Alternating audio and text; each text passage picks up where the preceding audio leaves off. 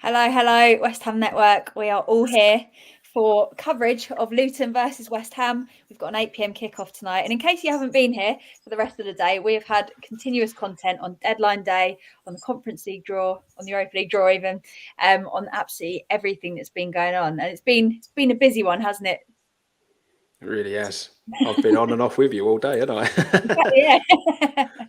Yeah, there's been so much going on. And how are you, Tommy? It's been busy. It's been busy for West Ham Network, but not so much for West Ham, unfortunately. I know, and it is looking like it might stay that way, mightn't it?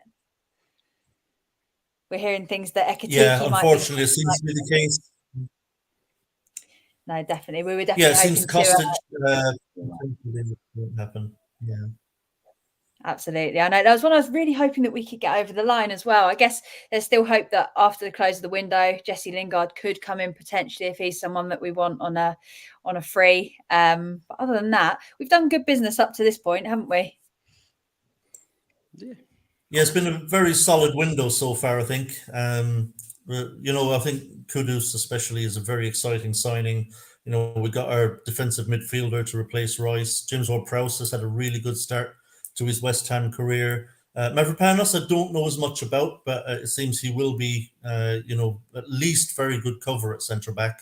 There could be a little battle there between, him and some of the other centre backs because if he's good, he could really push for a starting place, particularly ahead of Aguerd, who's been a bit accident prone at times. So it'll be interesting to see that battle for that centre back position. But overall, it's been a good window. I would have liked us to have done a little bit more business. I still think we needed a left back. If not a new first choice left back, we at least, I think, needed cover for Emerson. Cresswell is staying, so I suppose that hasn't become as big an issue. So we've done quite well. Again, it's the striker situation. We're kind of up in the air with that now. I don't think David Moyes particularly cares, though, that we haven't signed a striker. I don't think he's particularly worried about that. I think he feels that he has a number of players that can cover that position. If anything goes wrong with Antonio, he can play Bowen there. He probably feels now he can play Kudus up there if he needed to. Cornet is still here. He's used him as a striker before. Mubama is still here. So I don't think Moyes is concerned. My concern is that, of course, Ings, not to forget Danny Ings, still here. But my concern is that, we just don't have anyone that can properly deputise for Antonio and do what he does in the team. It feels like Antonio is a vital cog in the machine, the way David Moyes sets us up to play. So I just hope it doesn't come back to haunt us, if we put somebody else up front, whoever that might be, and it's just not happening for them. I mean, Kudus is not a number 9. Bowen is not really a number 9. Ings is, but doesn't fit the system. Mubama is, but he's very green. So, Cornet would be flagged offside, taking a penalty. So, it's I don't know. I just hope it doesn't come back to haunt us. But I think we could have done a little more. So maybe a solid kind of 7.5, 8 in the window. Definitely. And we've seen the quality of the people that we are bringing in as well, that it really is working. And it does seem to be that these players are going to be ones that benefit the team. And it's not like, similar to what you were saying there, actually, where obviously we're relying a lot on Antonio, but we've tried to replace him so many times, haven't we?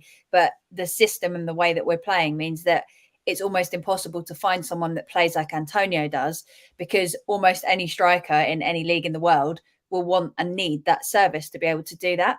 But we are starting to see some more of our players actually contribute towards goals, and we're able to do a lot more with long balls nowadays, it appears.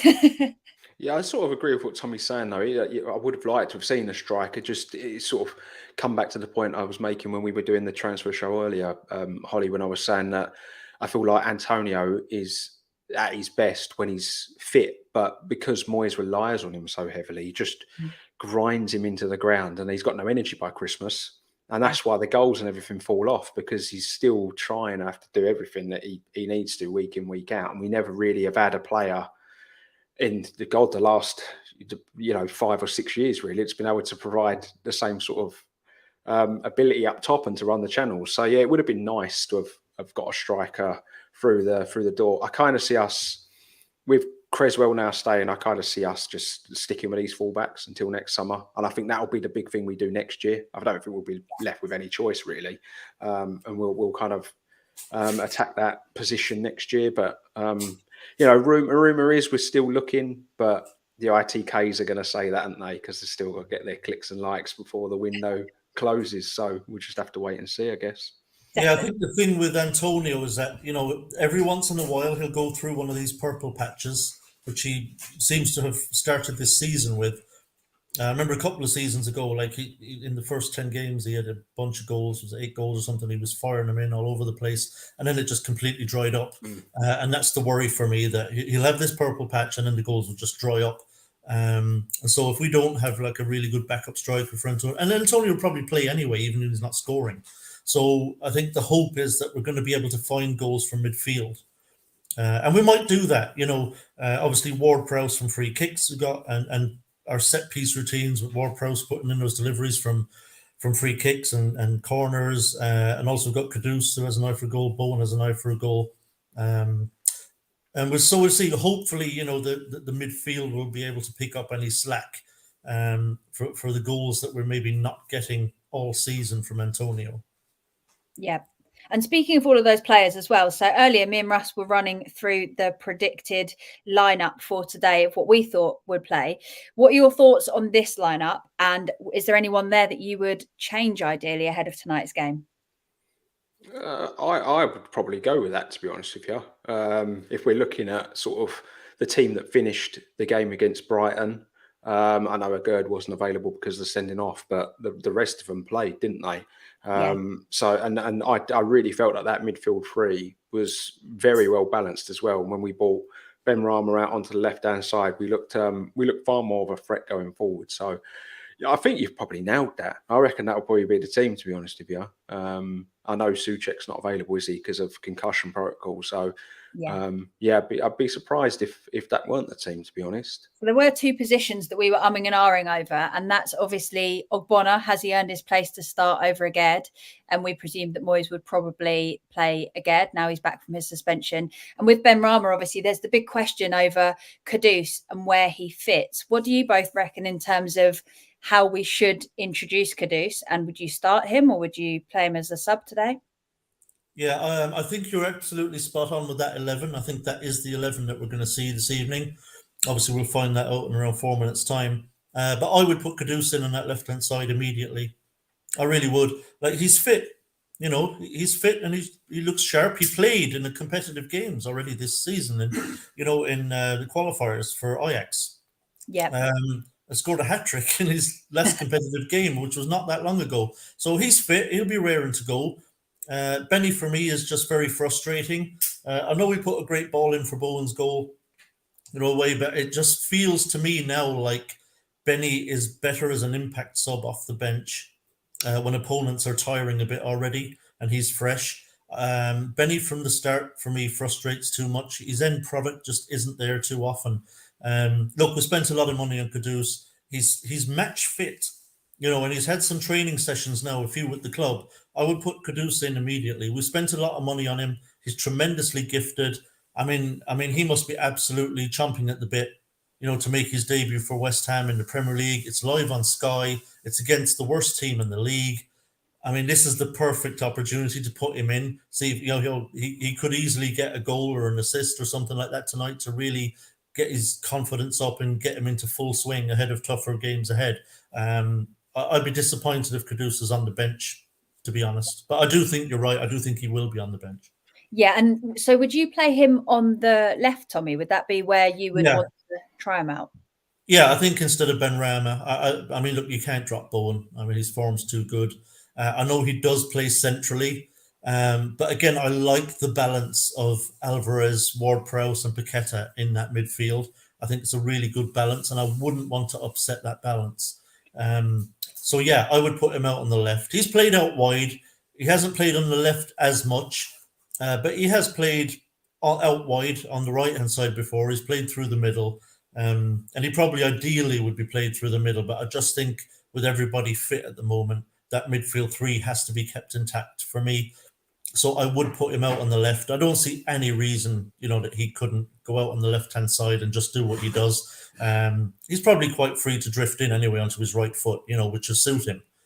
So he can get some shots off, make some passes and get some crosses in on that right foot. So I don't think there's any problem with playing him out on that left-hand side. I'd be quite confident a player of his ability would be able to. I think we'd get more out of him than we would from Benrahma over the course of the game, to be honest. Completely agree. And I think one of my main concerns was that from the footage I've seen of him, he does seem to be quite left-footed. So it might be that he struggles to get a shot away from the left side, but there's no reason that he can't come more central from that wing and still cause some serious damage. And I'm equally excited to see what he's capable of. And I know earlier, Dan, you were saying you want to see what he's able to do. Oh yeah, he's one that I've been watching for a while. I know me and Sess talk about it a lot in our little WhatsApp group and stuff. And we were saying right at the beginning of the window, use the money, go get him. And obviously we waited a little longer than maybe me and Sess would have liked, but we got him through the door because he is a very exciting kind of young prospect. And he was one that I was looking at that would provide legs and pace, good technique, and can play across all four positions, in that final third. And I think that's what makes him, an attractive proposition as well. Is one or two injuries, suspensions, you've got someone that can fill in. He's versatile. So yeah, I think we all probably agree he probably won't start, but I do think we'll see him. I do think he'll come off the bench and he will get some game time. Moyes rarely lets Benrahma play 90 minutes, so I can imagine. Okay, Holly, I reckon you've got a team for us, haven't you? I was going to say, so we officially have the team out, and I don't have the actual design yet, but it's exactly what we predicted here. So we've got Areola starting in goal for us, Soufal, Zouma, Aged and Emerson. We've got Alvarez, we've got Ward-Prowse, Paqueta, and then we've got Bowen and Benny on the wings with Antonio up top. So it was exactly as we thought it might be. On the bench, we've got Fabianski, Kera, Cresswell, Ogbonna, Fornals, Cornet, Ings, Kudus and Mabama. So we definitely have options. And here's hoping Kudus does come on off that bench, which I'm sure he will at some point. It's just a matter of when and how we do it. Because I know we were also speaking earlier, there's the potential to put Bowen up top, put Kudus over on the right if we wanted. There it is. Beautiful. So it looks like a good starting lineup. I would take that. It was what I presumed that Moyes was going to do. We know that he likes to stick with what has worked, and that has worked for us so far this season. So how are you both feeling? Happy with that? Yeah. I don't think we can go wrong with that starting lineup, to be honest with you. It was when we made those changes against Brighton, we looked at far more balance in the midfield.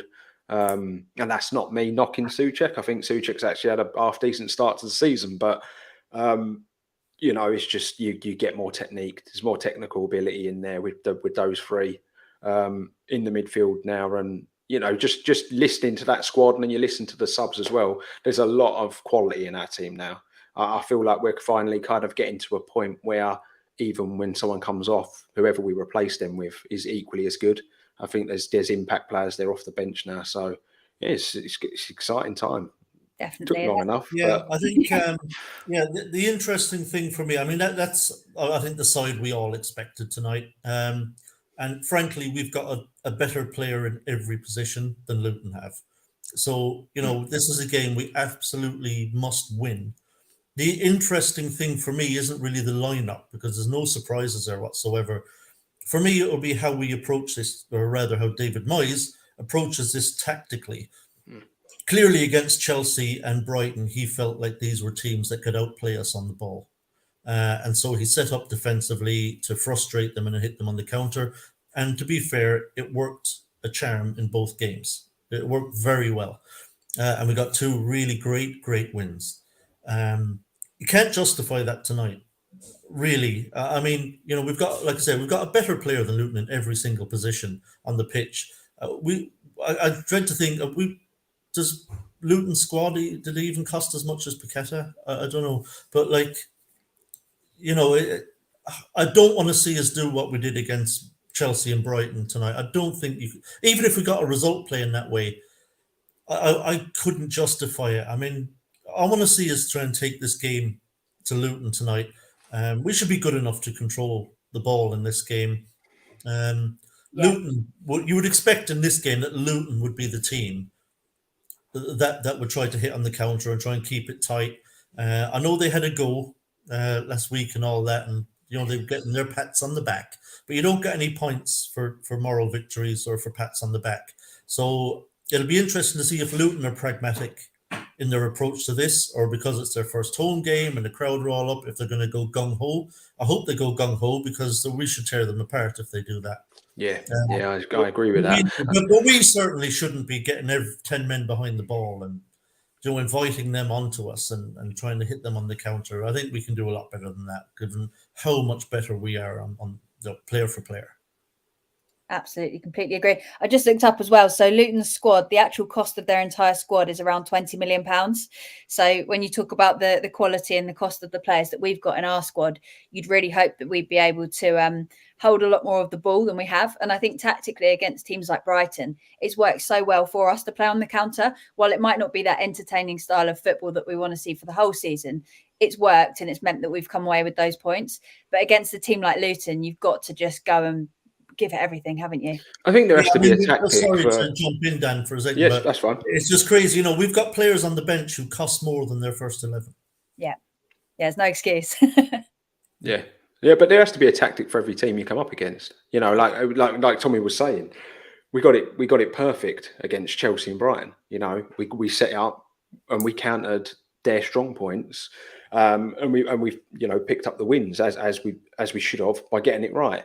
In this game, you would like to probably think that Luton will be the team that sits in and hopes to hit us, or if they do go gung-ho, then that should feed into our counter-attacking style anyway. So you would like to see us, go for it a bit more. There's got to be a few teams in the league where we do look at it and we go, right, we're not going to sit in, we're not going to stick 10 behind the ball. We are actually going to try to move the ball around, hold on to the ball a bit more, create chances, and score goals and do things a different way. You can't just, if you look at any of the great teams, they don't just go through playing football, playing one way, do they? They have a plan B, plan C. And I feel like you've got to set up to whatever's in front of you. And no disrespect to Luton, but they are the weakest team in the league. It's just, that's how it is. And so we need to approach it that way. Yeah, 100%. And it is there for the taking. So obviously they've lost 4-1 to Brighton and 3-0 to Chelsea, two of the same teams that we faced and beaten quite convincingly as well this season. So we do need to take our opportunities and bring it to them and not sit back and invite that pressure on, because any team, however good or bad in the Premier League, is more than capable of scoring goals if you're letting them right next to the box, aren't they? Yeah, of course. I mean, that's the danger. It's the cat and mouse game that we played with Chelsea and Brighton, and we came out on the right end of it. But that doesn't mean you'll always get away with it. I mean, let's be honest. I mean, even against Brighton, Areola made a string of absolutely brilliant saves as well. So the result could have been different in the Brighton game. On another day, everything they hit bloody goes in, and we end up losing 4-3 or something, and then we're complaining about, why do you constantly keep inviting them to shoot from around the edge of the box? It would be criminal, really, for us to allow Luton to start putting lots of crosses in and shooting from 20 yards all night. It shouldn't be that way. We should be able to really limit their ability to get shots on Areola. So I'll be very disappointed if that's how it pans out, regardless of the result. Like Dan says, you can justify those tactics against Chelsea and Brighton, particularly when you get the right result. But I don't think you could justify it tonight, realistically. We should really be able to get after them, create opportunities. I suspect they'll have a go at us, to be completely honest. I don't think they'll be pragmatic. I don't think they'll sit back. I think they'll actually have a go and try and come out and beat us. It's their first home game of the season, their first, Premier League game, and God knows, have they ever been in the Premier League? It's their first top flight game. Yeah, it was like 30-something years ago. Yeah, it's their first top flight game in so long. Obviously, the crowd are going to be buzzing. Their first home game at the Kenny in the Premier League. So I think they'll come and have a go, and I think that should suit us. I think we should be willing to say, all right, perfect. An open game tonight is what suits us, because we've got much better players than you. Yeah, definitely. There you go, Tommy. A question for you. So how can Souček get in that starting 11 when Kudus plays? Surely James Ward-Prowse and Alvarez are good enough to stay central. Do you reckon that could be Souček's days done with us? No, Moyes will drop Alvarez again and put Souček back in as soon as he's ready to play, which will be next week. Moyes loves him. Moyes loves him. I mean, he just loves him. It's shocking to see that he'll drop Alvarez for Souček, but he will. I don't think Alvarez plays next week. I think he'll be benched for Souček. I honestly do. It shouldn't happen because that midfield three we've got tonight is perfect. Really well balanced. But, you know, David Moyes just adores Thomas Souček. Souček is his Fellaini, you know, so unfortunately, yeah. It'll be shocking to see it in real life next week when the team comes out, and I bet you Souček's in and Alvarez is on the bench. Yeah, definitely. And funny enough, what Scott here is saying about seeing Luton giving absolutely everything for the first 20, it might be a case of soaking it up for the first sort of 15, 20, and then not having it. Sorry, soaking it up against Luton. I don't care if it's home or away. Soaking up pressure against Luton. If we go toe to toe with them, we beat them. We're much better than them. Yeah, no, 100%. And also, again, they should make mistakes, and that is where we can then counter, even if we are holding most of the possession as well. So yeah, that's where you will exploit them tonight, is because they are going to have a go. You know, first home game in, you know, was it Neville said 37 years, I think it is, in top flight. So it's their first home game, and so if they're going to have a go, and the crowd will be up for it. So there are going to be spells in the game where they're going to go for it, but win the ball back and turn it over and play the counter-attacking football we know we're capable of. We should be scoring goals, and plenty of them, hopefully, as well. 100%. It's going to be interesting as well, just because I think we should be able to basically beat them in every single way in terms of possession. But if we can press them, I think they are going to come out all guns blazing and very keen and wanting to make a point in their first home game, with the stadium just being done up, sort of having a really good start to the Premier League season for themselves. But I think that if we can press them and put them under pressure right from the beginning, it's going to be really easy to actually push them into making a mistake. And we've seen when it's happened to us, when teams are just closing you down continuously and you don't have a second to think, how easy it is to get in that mindset of the negative football and then just let the other team play their game. And that's what I'm hoping we can force them into today. Yeah, and I think particularly if we employ a high press and really put them under pressure when they're trying to play out from the back, I think we can force a lot of mistakes from them. And obviously one of the most dangerous things you can do as football is cough possession up in your own half of the pitch, because one or two passes and a couple of seconds later, they're on the edge of your box. So I think, press them high and press hard and force them into those errors. You know, force them to either boot the ball back to you just because they need to get rid of it, or force them into trying to pass their way out and coughing up possession. You know, like I said, we should be able to get plenty of possession that way and really hurt them. I think, you know, there's no need to be afraid of them in any way tonight. It would be unjustifiable. So go for it tonight. And I think there really are goals. I think you're right, Holly. I think they will make mistakes. I think they will get nervous, especially, you know, if you're, you know, 30 minutes in and you're already 1 or 2 up. I think then they're going to get nervy and it's going to be almost impossible for them from that position. So I think get after them quickly, like early, immediately, right from the off, and really put them on the back foot straight away.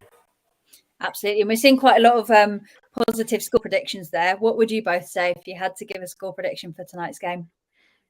Go on, Tommy. Go on. I'll let you go first. I haven't thought about this for a second all week.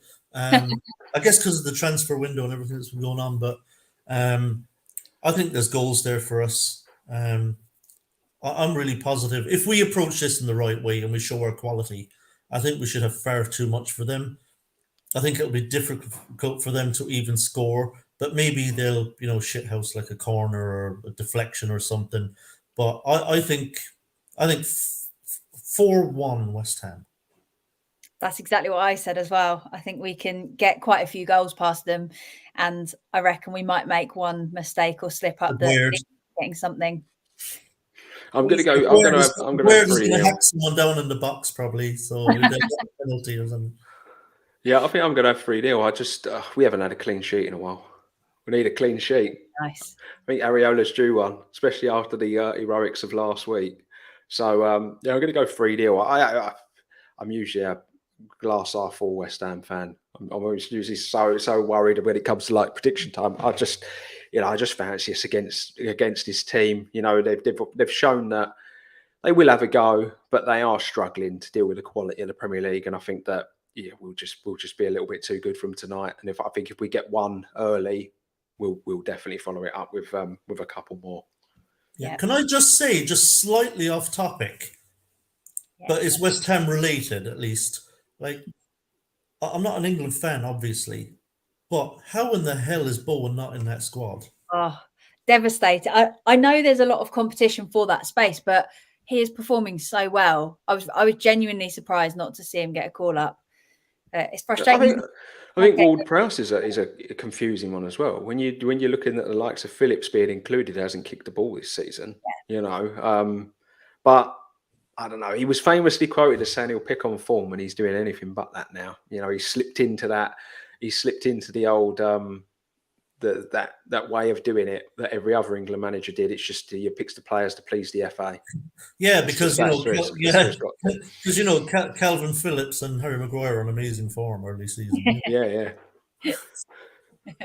He definitely picks his favourites, doesn't he? And you could have almost guessed before it came out, to be honest. In my head, I was like, Bowen and James Ward-Prowse really deserve these call-ups, but I'm sure they won't be in there just because it just doesn't happen. Well, a little bit of me is quite happy they're not there, because they will get the international break off, train with the team, the other players that don't go, hopefully, you know, there's no chance of injuries. Because I always think of Dean Ashton, you know, finished his career, didn't it, going off to bloody England and getting that injury. So less chance of it, you know. We'll have them nice and rested up for after the little international break's finished.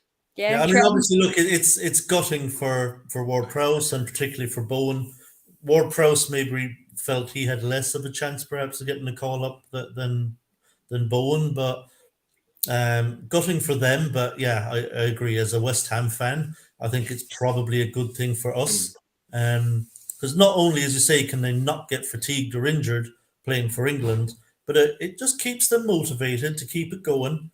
Keep playing really well and trying to make it into the next one, because you know there's still obviously a ways to go before the Euros, so they still have a chance to be in that squad, and you know, just keeps them on their toes. And Bowen's going to say, right, you know, and JWP going to be like, right, we've got to keep this form going, got to keep getting it done, and keep catching the eye, and then make Southgate pick us for the next one. Yeah, and it's great that we've got players of this caliber now where they are in this discussion, and we're genuinely shocked to not see them in the lineup. It does show that we have got some really good players at the moment at West Ham, and hopefully eventually they'll make it into the England squad for their sake. Well, they've only got to have a good season, haven't they? Exactly. Like you say, like it's up for grabs. There's only so long a manager can ignore it, you know, even the England manager, until, you know, what I found refreshing was it wasn't just West Ham fans saying it on social media. There was fans from all different clubs saying, has he made it, and he not made it. You know, Sterling's one I feel sorry for as well, because Sterling started this season really, really well, and he ain't got a sniff. And you look at someone like Rashford, who's been terrible.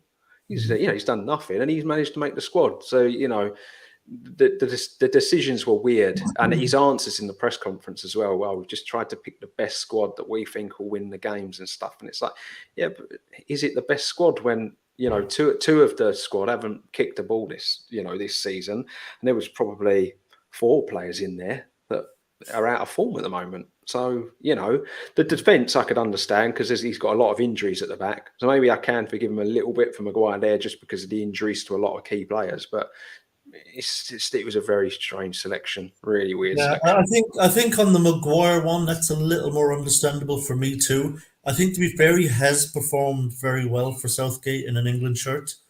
And so I think there's just a kind of level of trust there that, okay, even if he's not playing regularly for United, whenever I've put him in an England shirt, he's performed pretty admirably. And he's performed admirably in big games and in big tournaments for England. So I can kind of get that one. But the Calvin Phillips one, I just is bizarre to me. I just don't understand that. I mean, guy just doesn't kick a ball in anger anymore. How you pick him, I don't get it. I really don't. It's not like he doesn't have that history with England that Maguire has, like in big tournaments and big games where Southgate feels like, right, he is so reliable whenever I've put him in there in big games. He hasn't let me down. He's played well. Phillips doesn't have that. So why would you keep picking him? Yeah. It literally has to be just because he plays for City. I mean, if he wasn't playing, if he was on the bench for Leeds, there's absolutely no chance he's in that squad. Yeah, very true. No game time as well. It's a big old risk to put someone in your squad when they're literally not playing for the team that they're at. But again, it does come down to the clubs that these players tend to be playing for when they do get that almost free pass, don't they? Yeah, definitely. Yeah. You know, I just feel like in that part of the field, there's other options he could have gone for, you know, and it's not like Phillips is going to play. Let's be honest as well. Is he really like that big of a, like Tommy said there, Maguire will play. You know, he relies on Maguire. He's a starting player at the back. Phillips isn't in the midfield. He just isn't, you know. Phillips is there in case Rice gets injured or someone else, you know, like he's a squad player. He's not going to play. He's not. So it's a weird one that he still gets selected. And, you know, it does feel again like we're kind of going through another one of these eras of like they're getting picked because of who they play for. You know, we had that for years with the, you know, all the players that used to be at United, Arsenal, Liverpool, and they'd always get called up and everybody else would get ignored. You know, and I thought that was behind us when Southgate was like, oh, I'm going to pick on form, but he's just, you know, he's settled into the FA agenda of pick from the big clubs. That's how it feels now. 100%. And just changing the topic ever so massively here. So in terms of the actual signings that we've brought in this window, obviously I've done quite a lot of research this season into financial fair play and where West Ham are with that and what that means. And it's actually really interesting because for anyone that doesn't know, it's basically your profit over the space of 3 years. You're only allowed a certain amount of loss over the last 3 years. So while we've brought players like, obviously Rice has brought money into the club, Vlasic, players like this, it's actually only the money that you've received this season that is currently taken into account, and also the previous 2 seasons if we've made a loss. So it does become, first of all, difficult to work out because the club haven't yet released their actual finances for last season, which would make it so easy for me to work out absolutely everything.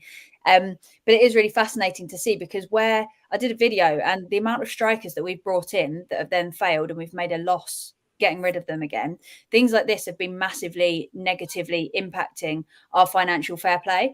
And then there's a lot of questions obviously over how Chelsea are managing to spend so much, but they're getting away with it by putting players on like 7-year contracts and splitting that payment. So while that might help them to get these players in the door, it's also a really risky strategy because if they mess that up or a player gets a career-ending injury or they don't hit the ground running and they need to sell them for a loss, they're paying these players off for like absolutely ages to actually have them in the team. And if they make a loss, they could end up in a really bad situation. And we've seen it with clubs like Barcelona, I believe, ended up in financial difficulties where you're then just trying to sell any players for whatever you can get for them.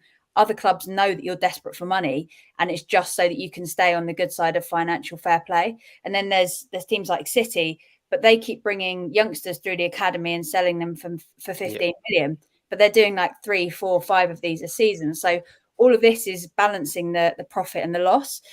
So where we haven't, obviously, if you look directly at what we've spent this window, we haven't spent as much as we've got for Rice, Scamacca and Vlasic, but we're actually really close to the border of where we can go with financial fair play. And if we did spend loads this window, we'd basically be relying on making a profit for the next 2 seasons.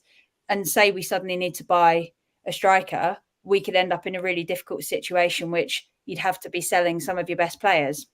So long story short, and on that bombshell, I'm going to head off in a second as well, let you guys discuss this. But there's so much to think about in terms of who we bring in and who we get rid of. But are you both happy in terms of how much we've invested, I guess? Do you think we've invested a fair amount this window? Yeah, I go on, sorry, I'll let you go first, mate. Yeah, I think we have. Look, I don't mind us operating on the margins of FFP. I think every club will basically try to do that. They'll kind of get right up to the line and then just kind of stay there, make sure you don't go over it and put yourself in potential trouble later on. So I think if we're operating and keeping ourselves just below the margin of error, then I'm fine with that. I agree with you, though. I think Chelsea are playing a dangerous game. I don't think we are. I think, look, Lucas Paqueta, I think will go. possibly next summer. I think that's going to be like 100 million odd. I think Kudus will also be sold at some point for kind of the 100 million plus mark. I think he's a brilliant player. He's only 23. He's going to keep getting better. So I think we'll be fine. So I'm not worried about the FFP. As long as we're operating around the margins, that's fine. I think every club's going to do that. I'd be seriously worried right now if I was a Chelsea fan. I mean, I believe they gave Mudryk an 8-year deal, and he's going to be on big money too. So if that doesn't work out, and so far it hasn't, Mudryk has been very, very ordinary in a Chelsea shirt so far. So if that doesn't work out, and they're trying to flog him, they might take a big loss on him. Yeah. And they're playing a dangerous game, Chelsea. And if this goes wrong for them, they could really find themselves having to have a Barcelona-like fire sale of players to balance the books. The biggest issue that Chelsea have got is obviously the length of these contracts. And when you factor in a fee for a player, the contract has to be considered.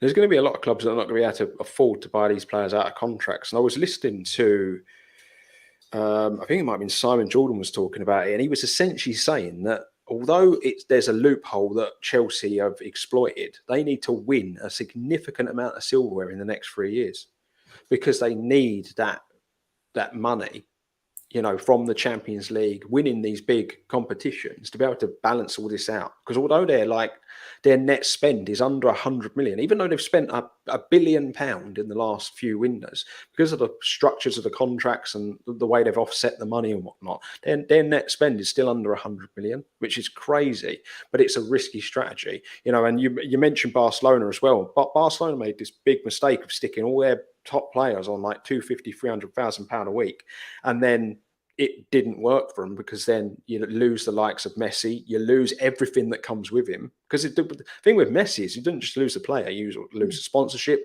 you lose shirt sales, you lose so much. And they're in a position, we kind of talked about it earlier, where they're signing these veterans on these short deals now just to try and win things, but they're not. And because there's none of these, the rewards and none of these bonuses coming in from the competitions, they're ending up in a position now where they're having to let youngsters go out on loan. Youngsters who they want to rely on, but they've no choice because they need those wages off the books because FFP, it's dangerous, the line where they're at. So I think this was a big reason why we bought Steiden as well, because it's that buy these players at a relatively good value, and then when the time comes, if they're going to be sold, that resale value is going to be high. There was a lot of fans that didn't understand this whole we shouldn't be selling players, but every club sells players, and if you sell a player for 3 times what you bought from, that's great because it gets reinvested. You just restart the cycle again. Brighton have been a club that have done this, and we've seen it over the last few years, and it's enabled them to get to Europe. If you're clever and you go about it the right way, you balance FFP and you can see success. So, the way we're doing it, I think we're all right. I'm quite happy with the window. I think we've had a very good window. I think if we got ourselves a striker, then I think we'd be laughing before the window. Yeah, and to be honest, I much prefer a quality over quantity approach anyway to the window. Yeah. We've tried it the other way. We've tried bringing in quantity over quality before, particularly under Pellegrini. I thought that's what happened. Brought in a bunch of players, but none of them pulled up any trees, did they? So I prefer quality over quantity. I think we should concentrate on making the starting 11 as good as possible. That's always my way. Improve your starting 11 every summer, I think, is what you should be concentrating. I think we've done that. Alvarez, obviously, I think is a very able replacement for Declan Rice. I think JWP was a really smart signing for the way we play. Also, Kudus, I think, is a tremendous player. Mavropanos is, very good centre back. He'll be dangerous as well from set pieces when he plays. So I think we've done smart business. I still would have liked us to get a left back in. I agree that we are going to have to concentrate on those full-back positions heavily next summer. I don't think we'll be able to ignore it any longer. I think we've put it off as long as we possibly can. But I'm very happy with the quality of player that we've signed. And that is more important to me than, making 10 signings of players who are like meh. Yeah, agreed. And it's by no means perfect, the squad, and there's definitely room, like you said, the fullbacks are going to need strengthening, but it's not an urgent priority. For me, left back and striker were the two positions that I also would have liked to have seen us have sorted out this window. But I think we are heading in the right direction, and it feels like we're doing this with strategy now as well. I'm going to have to head off, so I'll leave you guys chatting with this. 30 minutes till kickoff as well. Come on, you irons. Catch up in a bit. Bye. Sally. Who's doing the watch along? I believe so. I don't know. I think it's Ant might be doing it. I know Ant's in the background. He's kind of. I think Anton's doing the watch along, but yeah, I think. Did you see today? Like, I was interested in. Holly was just mentioning the left back there. I was interested in Maatsen, but have you seen he's going for about 40 million quid? Yeah, it's a loan and an obligation to buy. Yeah, a lot of money. Yeah, I saw that and I was like, no wonder we weren't touching it. But it comes back to what I was saying about Chelsea. It was them having to offset. So they're having to get as much money as possible. It's a player that hasn't cost anything. He's come through the academy, and so you're going to get 40 odd million. But it's just a strange one. They dropped another 40 odd million on Cole Palmer. So I just don't really. It's bizarre, isn't it? I mean, the Cole Palmer one. Christ, I mean, I know we were kind of linked with him, and no wonder we haven't bought him. You couldn't justify that. I mean, this is someone who's very young, is very green, has played very little top flight competitive football, highly thought of, no doubt, and he might turn into a really great player. But Jesus, that's a very expensive gamble to take on an unproven youngster, and it just goes to show how crazy the game has gotten when players like Cole Palmer, who are completely unproven, are being bought for that kind of money. But I think it goes to show just how good the Kudus deal is as well. Because that's a guy that's played a lot of first team football, Champions League football, and we've got him. I know there's add-ons involved, but he's it's £38 million. We've got him for less money. It is crazy. There is obviously the English tax anyway with Cole Palmer as well, isn't there? Because it's an exciting young, English youngster. So there always seems to be a few quid added on. And this is how, like you say, this is how Man City can balance their books. Yep. They're selling the likes of Cole Palmer. I think they've sold Hayward Bellis as well. They got good money for him. And Borges gone to Ajax. They got good money for him. I mean, Man City's net spend is actually very healthy. Yeah. That's just this time round, isn't it? People forget that Lavia was on the books. He's just gone to Chelsea for like 50 odd million, and there was sell-on fees involved in that, so they probably see a little bit of money in that deal. They're very clever. That's the thing. There's a lot of people that will sit there and say, City are killing the game with the money they've spent, but they don't really. They spend on just the players that they really feel are going to improve them. And, Man United have spent more than City in the last few years. Yeah. And so ultimately, nowhere close. I mean, it's about net spend. I mean, you can look at gross spend and say, wow, oh man, that's a lot of money. But then when you look at how the sales have offset that and what the net spend is, it's not ridiculous money. Yeah. And that's where I feel like I think it's less than Man United have spent. And of course, this is all also predicated on the fact that Man City are producing brilliant youngsters as well. Yeah. They've got to keep producing those. They've got to make sure that academy is still turning out these really top class youngsters. And fair play to them. I mean, there's just a whole lot of them that they're producing. So good for them. And the thing is as well, it's good for the game. Even if City are not going to use these youngsters, especially the young English boys that are coming through, from a selfish perspective, that's can only mean good things for the national team eventually, hopefully. So it's good to see an academy that's actually producing some real top class talent, because we just don't see too much of it anymore. It used to be a big thing. In the Premier League, seeing youngsters come through, and I don't think there's anything better either than a youngster coming through and making it. And it's one of the reasons why we want to see Mwamba do so well.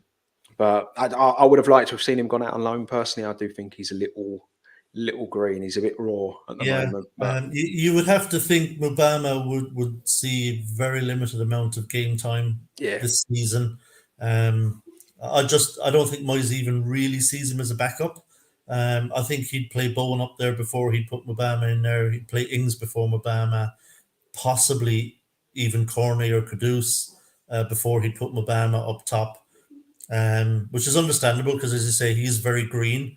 I think it will be harder for him to get European game time as well because it's Europa League. It's a tougher competition. I don't think we're going to walk that group the way we did in the Conference League. We may not have a game to spare where we can chuck him in and give him a run, in that final group game. It'd be lovely if we can, but we might need to get something potentially in the final group game to guarantee we finish top of the group or something. So I think his game time would be very limited, and I think a loan might have been the best thing for him. It's something that might still happen, potentially. I think the feeling was that for a while that Antonio might go, and there was another time where it looked like Danny Ings might even get sold on, and so I think we weren't quite in a comfortable enough position to send Mubama out on loan just in case Antonio ended up going to Saudi Arabia and Ings ended up at Everton or something like that, and where we actually ended up really needing Mubama to be around. So it'll be interesting to see if a loan deal. I think the loan deals can be done, I think, beyond this evening, can't they? Yeah, I think so. Yeah. We still could see Mubama maybe getting loaned out somewhere before this is all over. So, like you, I think it would be good for him. I would just like to have seen him, maybe go to a championship club and prove himself there. Because I just think the championship personally is a really good proving ground for a lot of players. You look at a lot of these Premier League regulars across the board. They've all done the hard yards in the championship. I just think it's a great league for players to go and really, show what they're capable of, really, and they come back better players for it. You look at some of the players we've picked up from the championship over the years, and now they're first team regulars. Bowen's probably the biggest success story really of a player that was tearing the championship up and then moved to us and has been doing it in the Premier League. Yeah, and actually, just speaking about the academy, I'm going to do soon. As you know, I have the late show normally at 10 p.m. on Friday nights. It won't be tonight because of the game, but possibly next week or the week after, I'm going to dedicate my show to taking a really kind of close-up look at our academy. I have some worries about what's going on there. And obviously there are a number of factors involved, and I'll get into all of that in my show. But I'm really concerned that we have not seen an academy player make a breakthrough for a few years now, to the point where they're able to hold down a first team place. Last person to do it really was Ben Johnson, but it's some time ago now since even he was getting a regular run in the team, and it's a worry to me. And there's a few factors involved, all of which I'll get into, but I think we really need to have a talk about our academy and its future, because I worry for it. Yeah. So I don't know if it's an academy issue, if there's a Moyes issue there, if it's just a Premier League thing where it's much more difficult now. Yeah. To blood players, because managers don't get nearly as much time or as much grace to do it as they used to. But there's a lot of factors there. I'm going to have to do a lot of research, talk to some people, but look out for that on my show soon, because I have real concerns about the lack of academy players that are able to kind of make it at West Ham. They all seem to be kind of just getting loaned out and then sold. We're just seeing it all the time. Even the players that are supposedly kind of very exciting top class youngsters that we poach from other academies go nowhere. Yeah. We poached Thierry Nevers from Reading, I remember. People saying, "Oh, this Thierry Nevers, like really great youngster." I haven't heard a thing about him since.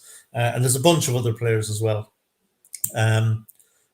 But what's he saying? Tommy, deep dive into the academy success.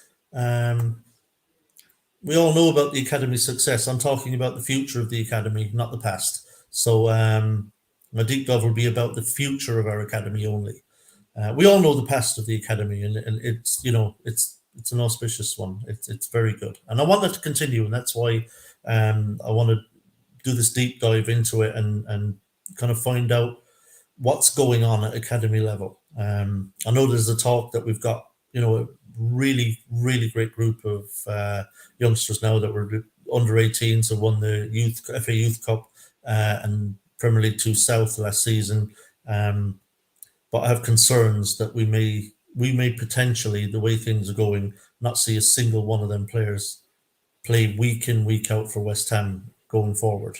So, like I say, sorry, a bit of a sidetrack there, but I think it'll be an interesting show to watch. Yeah, no, it will. It will. I'm just sitting here while you were saying that, thinking about some of the academy sort of players that have come and gone. So players that we thought were going to make the step, and then they don't, and then they move on, and then they don't really go anywhere either. It is a strange situation. I do agree. It is a bit of a strange situation, especially if you look at the current crop we've got. A lot of them are kind of really highly thought of inside the club, but when you look at them, how many of them are really going to be able to make the step and make the grade?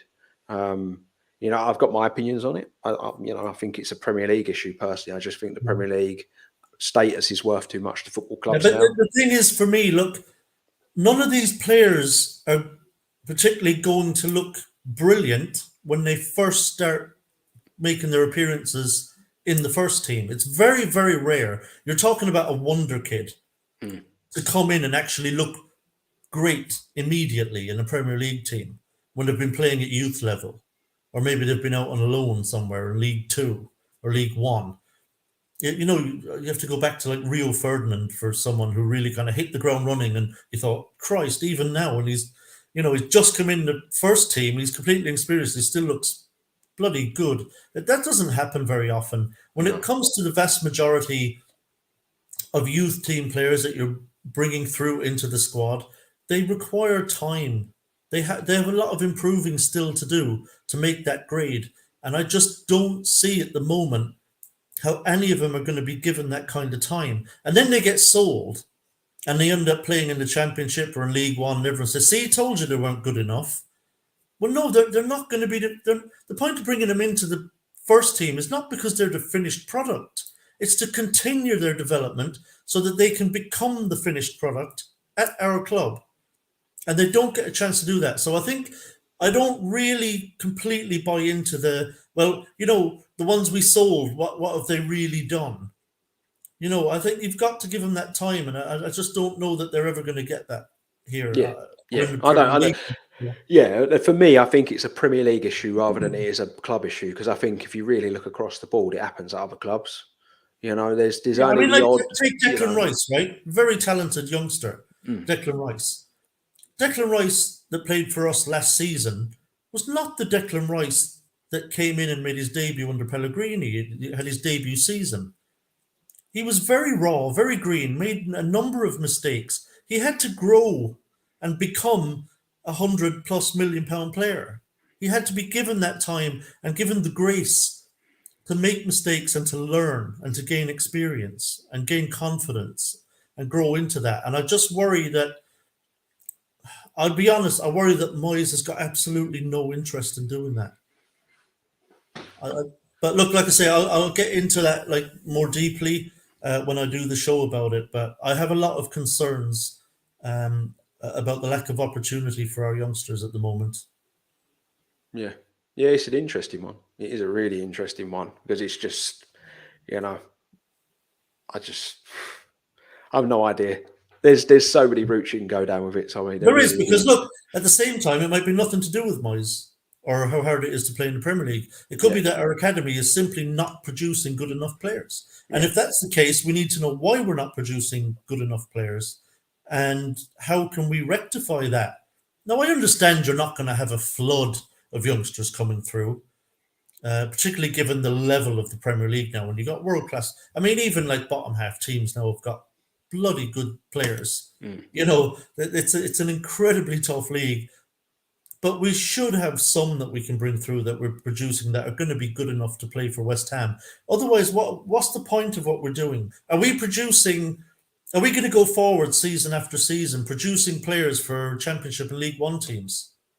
Because what's the point of doing that? Yeah, it kind of doesn't even make sense why you would spend the money on having the academy in the first place. because it costs money to run academies, doesn't it? At the end of the day, they're not free. They don't run themselves. It's at a cost to the club. So, you're you know, not going to make that back selling youngsters to League One teams. No. You're selling them for peanuts. And I mean, Brentford wound up their academy. Yeah. They just completely wound it up and said, look, we don't really see the point of this. We can scout players, who are better, that we can buy cheaply. And it's more cost effective for us to do that than to spend all those millions on this academy, that whatever it costs them every year, for just, one player in a blue moon who might be good enough to play in Premier League. So I think the questions have to be asked. Yeah, it's different. And having an academy, if you're turning over players like City are, like we mentioned, seems like every season they produce a player that, might potentially be sold for, very good money. It's different, isn't it? You sell a player for 40 million, like they've just done from their academy, or you're selling them for like next to nothing, like we've done the last few years. And, they're off to championship clubs. It's completely different, reason for wanting that academy. And what they... Man City have probably sold 100-odd million pounds worth of academy players this summer. Yeah. Yeah, easily. And that's different because you've got to think that's reinvested back. And then that academy pays for itself, But you can't tell me that our academy is kind of looking after itself, selling the players we've sold over the last few years, or in a lot of cases released for nothing, you know. And Man City put buyback clauses in there. Yeah.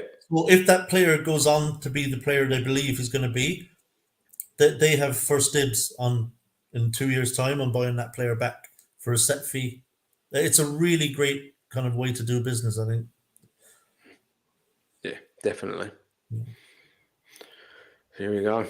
Yeah, and it's a pity because, it's our academy is something that we're very proud of. Yeah. And like I said, we have produced some absolutely incredible players over the years, and there's nothing better than seeing one of your own academy players coming into the team and improving and growing and becoming a really, really top player. There's something really special about that, and we've seen a lot of players do that over the years, and I just really hope that we haven't seen the end of that. That the Premier League has become such a monster that it becomes almost impossible to produce a player that can go into your first team and be given the time to grow into a Premier League player, because the manager can't take that chance, because if you can have, first 10 games of the season, if you've had a bad start, you can get the boot. Yeah, that's my theory on it anyway. I just think the Premier League, I think that sometimes as fans, you just support the club, don't you? And you're in your bubble with your team. But I think we forget that for these owners, it's a business at the end of the day. And from that perspective, staying in the Premier League is worth so much money to them. So then these managers are in charge of that. So are they allowed to take the risks? And I just think that they just, the staying in the league just far outweighs the risks in giving some of these youngsters a go, and they'd rather go and spend money on getting a player that from abroad that they know they can throw in the team and they're ready now, rather than produce their own talent. It's slowed down over the years. I totally agree with you in that there's nothing better than watching an academy player come through the ranks and start for the first team. I think of the likes of Rio and Carl and Carrick, and watching them all come through when I was a bit younger, and now I'm like Rice and Johnson are probably the only ones I can really think of that have come through and made like an impact on the first team, in recent history. And I just don't think it happens enough. Johnson was given his debut by Pellegrini, wasn't he? Rice was given his debut by Bilic. Yeah, Rice got his debut under Bilic, and Johnson got his debut under Pellegrini. I mean, you're going back a ways. Yeah. Well, Bilic only really had the one season, didn't he? Because he didn't see much of the second year he was in charge. So you're going back nearly 10 years. Yeah. I'm just thinking, we were talking about the left back position.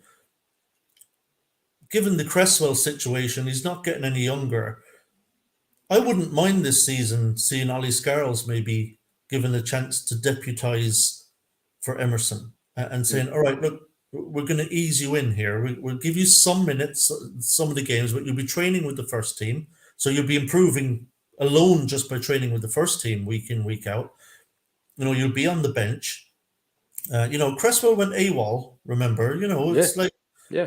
I'd be saying, right, Ollie, he's a really talented youngster, Ollie Scarles. And I would just like to see David Moyes be a little braver in that sense and say, right, Cress, you're out the squad. You weren't training with the squad. You were looking to get away. We're bringing Ollie Scarles through, and he's going to deputise for Emerson. I think you can do that with one player. It's not going to ruin the team. If Ollie Scarles makes some late substitute appearances, maybe at times, gets a little run here and there. We've got enough good players around him that you can put a young player in that for a little while, give him some minutes here and there, and it's not going to cause us to lose every game he comes on or anything. It's not going to be a disaster. He's a good young player, and he's got a lot of very good players around him who can help him. So I'd like to see David Moyes show a little more bravery in that respect and maybe give someone like Scarles a chance, whereas there is a little opening there because of the Cresswell situation. Yeah. That one. And he could learn a lot. He could learn a hell of a lot from someone like Emerson, Yeah. And even Cresswell. Just because Cresswell's, not playing, he's still going to train with the first team. Yeah. And having a young lad train alongside those two could be great for his development. Just training with the first team alone, I think, is a great next step for some of these young players to take. Mwamba clearly he's training with the first team now. Yeah. And we've seen how his game is slowly coming on, even when he's not playing for the first team. So, it would be a really positive thing, to start promoting some of these youngsters who, they see a future for as well. Because we hear a lot of the stuff, isn't it? I mean, you have to look at the long-term effects on the academy. If youngsters feel like I've got no chance at West Ham, I've just got no chance of getting through, there might be a lot of youngsters who decide, you know what, I'm not going to go to the West Ham academy. I'm going to go to Palace's academy because Palace bring. Palace, I've got a better chance of coming through, or maybe Brentford might bring me through and actually give me a chance, and other teams like that. So we could lose a lot of really good youngsters who just, have the impression that there's just no real pathway through to the first team for them at West Ham if they don't see anyone coming through here for a number of years. But look, like I said, I'll get into all of that. It's an interesting. I'll get into all that, but. Just to ask you quickly before Anton rudely interrupts us, our start to the season, has it changed your hopes and expectations for this season, or is it what you expected, or how are you feeling how did you feel before the season, optimism or pessimism wise, and have the opening two games changed your perceptions in any way of what you expect? Yeah, for me they have, because I was worried at the early start of the window. I was very worried because obviously we've left our business late, and I think a lot of that was just there's a new structure in place, and we dilly-dallied. And I've got a theory that I think that Moyes had his heart set on certain players, and that Steidten tried his hardest to get them, but they were just outside of the price range that Steidten was willing to pay, because he had X amount of money to spend and he wanted to spend it a bit wiser than potentially Moyes did. And so we wasted a few weeks of the window trying to get some of these players. That didn't work out. It was handed over to Steidten. He's got the players in. Before we signed a player, I was very worried, because I was just looking at it and it was like, it's the same team that struggled last year. Then I look at the window, I look at the way that we've been. I think the Bournemouth result could have been better, but then I was quite impressed with the way that we managed the games against Chelsea and Brighton. And so, yeah, I have changed a little bit. I was really worried at the beginning of the season. I thought we might be one of those in a relegation fight again. But I'd like to think with the players that we've brought in and what I've seen so far, if we can balance Europe again like we have done the last couple of years, I'd like to think there's a top half finish there for us. I really didn't see that, to be honest with you, at the beginning. But I just feel like like I've already said, if we got a striker through the door, maybe we would have had the depth to really push on. We just got to hope that we don't get a bad injury up top, because if Antonio goes down, then who do you rely on?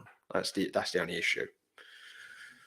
Yeah, I think obviously, look, we're going to our main focus will be Premier League and Europa League. I think the draw today, I think, was okay. Yeah, I think it was a decent enough draw. At the very least, we should go through that group top 2, but I would hope that we could top it. But I certainly think we'll go through to the knockout stages. So I'm not too worried about that. So Olympiacos will be a tricky opponent. I think Freiburg, that they're a German side, they're going to be good. But again, they're nothing great. So I think we'll be okay in the group. I think we'll win our home games, and then it'll come down to the results we get away determining where in the group we finish. But I think we'll be fine. In the league as well, like you, I'm a little more optimistic now. Cautiously, it's still only 2 games, but I'm cautiously optimistic that we won't have a season like last season in the league. I think we will be better on the early evidence if we can keep it going. Fingers crossed. Hopefully, get another win tonight. It's good for confidence. I suppose the question: how would you approach the domestic cups this season? Would you sacrifice them, or do you think we can really attack on 4 fronts realistically? I don't know if we've got the depth to do that, but I'd like to think that we would at least be able to have a go. I feel like a club our size, we have to take every cup seriously. I've said. Lincoln, we can presumably make a number of changes and should still be able to go beat Lincoln. Yeah, you would hope. I suppose a lot will depend on how kind the draws are to us. Yeah. But for me, I would be concentrating on just having a good Premier League season and trying to win the Europa League.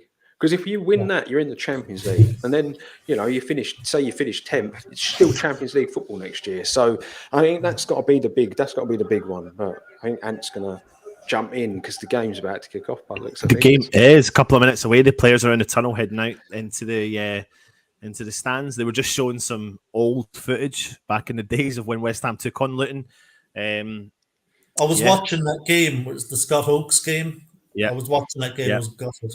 Yeah. I'm really sorry, gents, but I need to just jump off. Yeah, I'm going to jump off as well. Cheers, Tommy. Thank you very much, lads. Thanks for doing that. And cheers, Anton. Talk to you later, bro. Cheers. See ya. Cheers, mate. Cheers. Thank you. There you go. So I'm just getting myself ready. Just obviously welcome back to the Matchday Live with myself, Anton. These are the teams there, as you can see, running down the left-hand side. Let me pull this down for you. Really excited about this. Obviously, you've got Areola Sufal, Zouma, Emerson, Agerd. Agerd returns back into the team, and I think it's the right decision. I know people were saying maybe a little bit harsh on Ogbonna, but I think if Moyes is going to set the standards this season, he's going to have to put out what he believes is his strong 11 for every single Premier League game. And I know people say this whole thing about you don't change a winning team, but I think there's enough in the tank with Agerd that possibly I don't think the difference would have been Agerd playing against Brighton and losing, to be honest. So I think Agerd had to come back in my humble opinion. And it'll just be interesting to see. Substitutions will be key tonight, I think, again, as well. And obviously players like Kudus coming off the bench and hopefully getting a little bit of a run out in the game today as well. So that's going to be definitely interesting to watch. The bench is strong in depth, really strong. Bench for West Ham. Obviously, the guys have been running through the teams for you. So you've got Fabianski, Kira, Creswell, Ogbonna, Fornals, Cornet, Ings, Kudus, and Mubama. One player's missing is Ben Johnson, of course, and he's subject to a few potential offers. So I'm intrigued to know if there's something in that, but we'll have to keep an eye on that one come the end of the deadline day. Anyway, the game is about to kick off, and if you are watching, I'm going to be giving you the running commentary of the game as well. Anton is sitting in his commode again. Hope Luton are not a bogey team.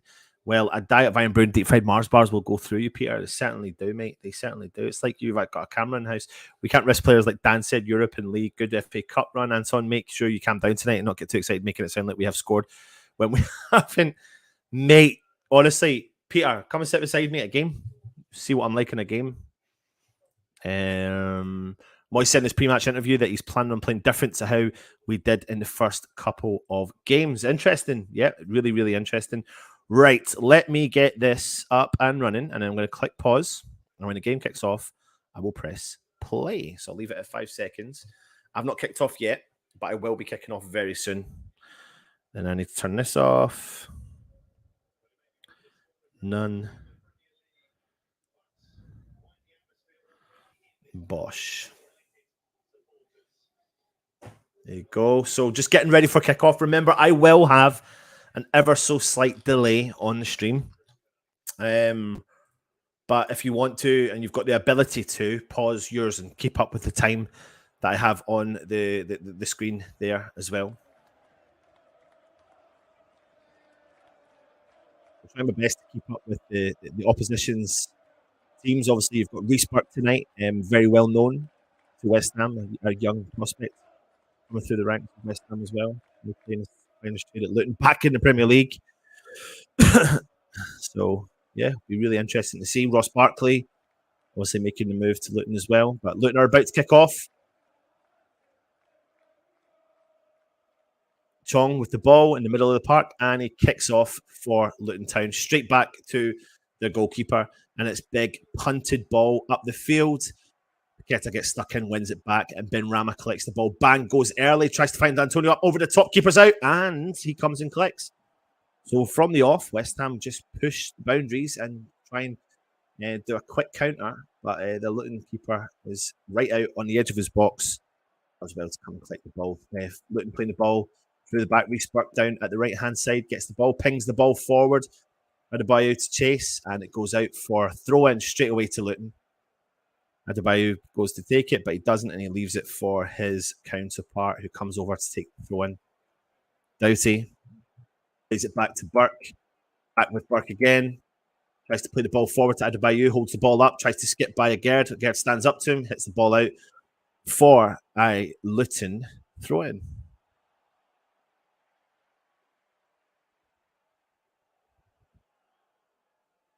Really tight stadium. Got a great opportunity for a great atmosphere as well. Doughty with the throw-in. He takes it short. Back to Doughty. Paqueta getting stuck in all over the player.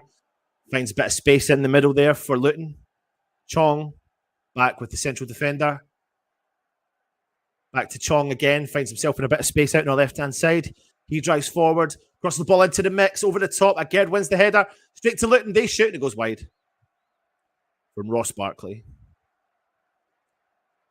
So Chong running down the left-hand side. No one else supporting him there. Throws the ball into the mix. Agerd rises above Adebayo, but he heads the ball into the path of Ross Barkley. There are West Ham players surrounding him, and he shoots, lashes onto the ball, but it goes wide. Areola going to go long. The big goal kick, as he does. And he's one back from the middle of the park from Luton. Chong wins the ball, but then Bowen drops in, collects it. He does fancy bit of trickery, plays the ball out to Soufal, who plays the ball back to Zouma in our own half.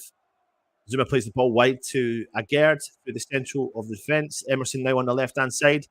Drives forward, finds Paqueta out left to Benny. Benny plays back to Emerson. So we'll be back again with Agerd.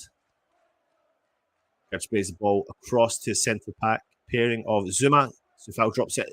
Soufal drops in to collect it. Back to Zouma. Zouma again back with Agerd. West Ham now tallying up those passes, which is something we don't necessarily see. Luton, still just kind of sitting a bit deeper, allowing West Ham to play ball. Zouma drives forward, something we don't see very often is the opposition sitting back on us. Bowen. Soufal plays the ball back all the way to Zouma. Now Adebayo puts a bit of pressure on. Agerd got time on the ball, plays the ball through central, but given away straight away to Luton, who try to win back possession. They've headed the ball into the path of Adebayo, but comes out Agerd to collect it. He does well. Emerson, he finds Zouma.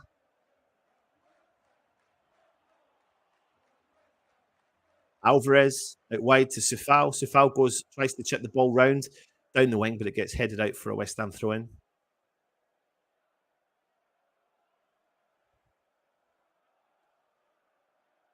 So in terms of possessional stats, in terms of passing, West Ham have outpassed and out-possessioned our opposition as things stand.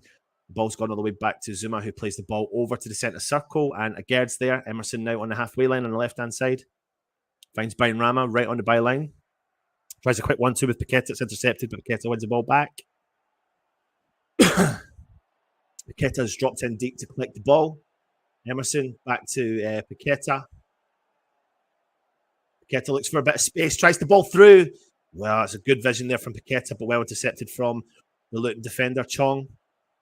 Plays the ball into the middle. West Ham have got plenty of bodies there, though. They win the ball back really well. Then he's fouled, but Chong keeps it for Luton. I thought Paqueta was fouled, but he wasn't. Alvarez stays on Chong. Chong plays the ball out wide. Big ball into the mix for Adebayo. He brings it down, but West Ham are there with Alvarez. He plays the ball forward for West Ham. Antonio drops it into Bowen. Bowen, I thought he was nudged a little bit, but Luton have won the ball back, plays the ball forward. Zouma does well to keep it in, as does Sifal. Into Alvarez. Back to Sifal out on the byline. Neat ball through for Alvarez. Antonio drops in, collects it, plays it back to Paqueta. He switches play over to Emerson, who's got space up the left-hand side.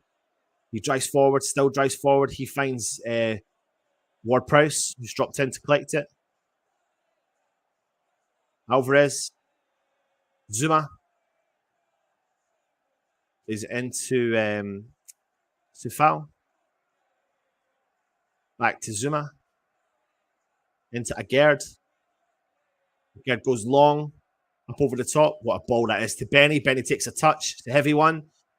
It looks like to West Ham. No, it's a goal kick.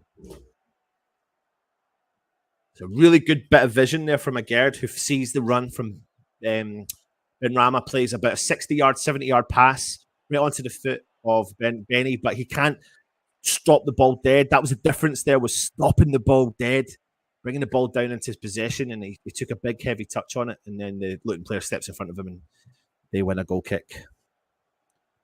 Luton keeper has gone long. Again, wins the header. Benrahma drops in. West Ham trying to win the second ball. Paqueta fouls the player, but then Adebayo keeps the ball. Then it looks like he's fouled again. Referee blows up and gives a free kick.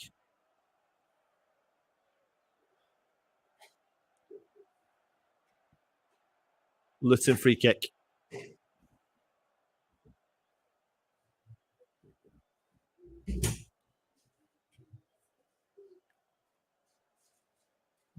Let's see what Luton are capable of doing here.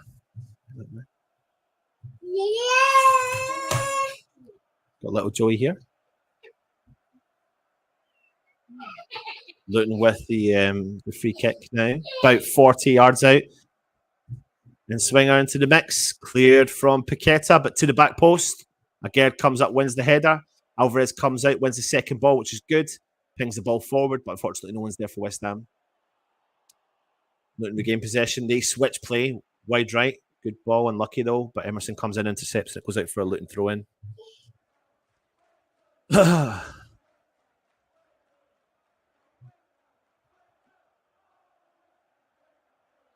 Luton with the good work rate there from Adebayo. Luton have come in the middle. Back to Chong. There's a quick 1-2.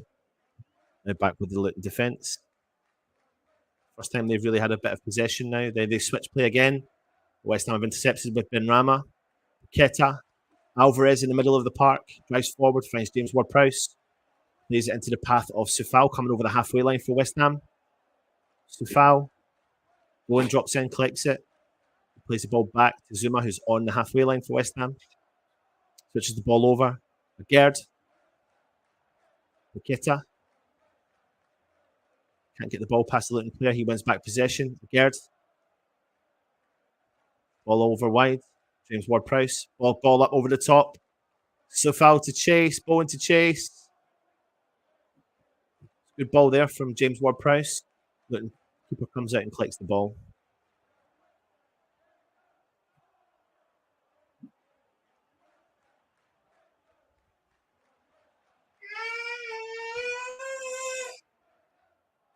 Luton goalkeeper just happily taking the ball, placing it down and pinging it from the grounds.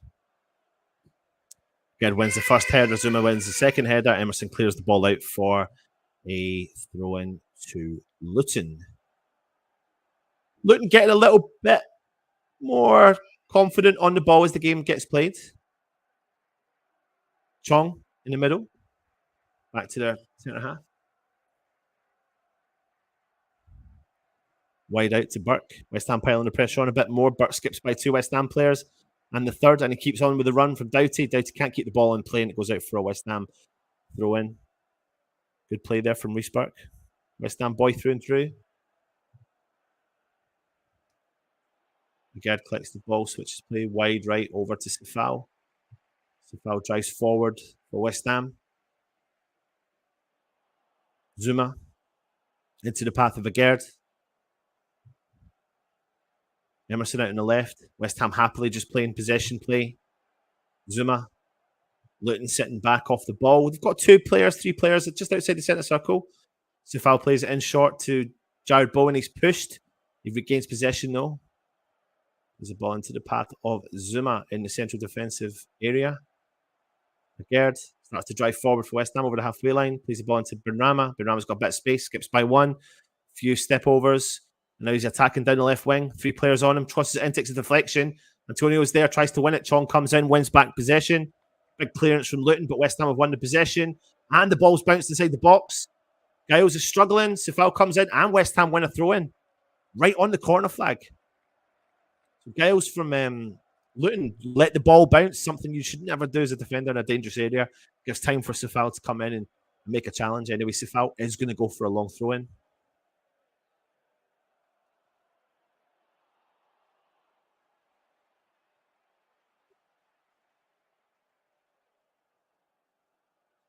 Big throw in from Sifal. Tries to find Zouma, cleared from Luton. It comes out to JWP. Back into the path of Sifal. JWP makes a run. Sifal keeps hold of it. Brings the ball back. He finds Alvarez. Emerson now, just on this edge of the centre circle. He drives forward for West Ham. Paqueta drops in, collects it. Emerson's got the ball. Back to Paqueta. Alvarez plays a quick 1-2 with Paqueta. Benrahma keeps it in. Nearly nice football there. Intercepted from Luton. Gerd wins it. Looks a bit dodgy with his pass back. Zouma gets it. Plays it back to Areola, who plays it short to Gerd. Into Alvarez. Skips by 1 player. Really nice football there from Alvarez. Sprays the ball out wide right. Nice football from him. Sifal drives forward onto the halfway line. Antonio drops in deep, turns, got space. Sprays the ball to the wide left to Emerson. He's got space as well down the left-hand side. Paqueta drops in to collect it. Back to Emerson. Back to Paqueta. Chips the ball forward for Emerson to chase. Cleared from Reece Burke, and it's a West Ham throw-in. 11 minutes in. Luton 0, West Ham 0. Throw into West Ham. Back to Gerd. Bowen, JWP. Gerd. Over switch play to Zouma on the right-hand side. Sifal, empty. Plenty of time on the ball. Holds up the play. Finds JWP, drops in, collects it. He looks back. Head up. Plays the ball to Zouma. Zouma sprays the ball over to the wide left to Emerson. Emerson collects it. Sprays the ball round the side to Benrahma. Chips the ball past the player. Is he going to keep it in? Does. He crosses it into the mix. Back post. No one's there. Oh, the Luton player just gets a head on it. Sifal on the edge 18-yard box. Crosses it into the mix. Back post. Cleared from Luton. Back to Benrahma. Shoots. Just goes wide. Unlucky. Good football from West Ham. Benny's done really well down that left-hand side. He's knocked the ball past the defender. He's chased the ball to the byline. He's kept it and he's crossed it to the back post. I thought no one was there. But in actual fact, the Luton player just had to get a nudge on his head to nudge the ball away from the path of the West Ham player. The ball gets put into the mix again from Sifal. Luton player clears it into the path of Benrahma inside the 18-yard box, who hits it on the volley, and it goes wide, a couple of yards wide. Anyway, Alvarez back with the ball from West Ham. Collision in the middle. Bowen drops the ball into the path of JWP, goes early with the ball. Luton comes in and they intercept it and leave back with their keeper. A good vision there from JWP. Really like that. Let's see what the comments are saying. I get really anxious and comfortable when I get confident as a lifelong hammer. I demand low expectations for play. I'm justified. It's true. Pretty sure plastic pitch is not allowed in the Football League, similar to Palace's ground. Early goal for us would be good. We can watch it live. Orford's equalised for the Everton West Ham game.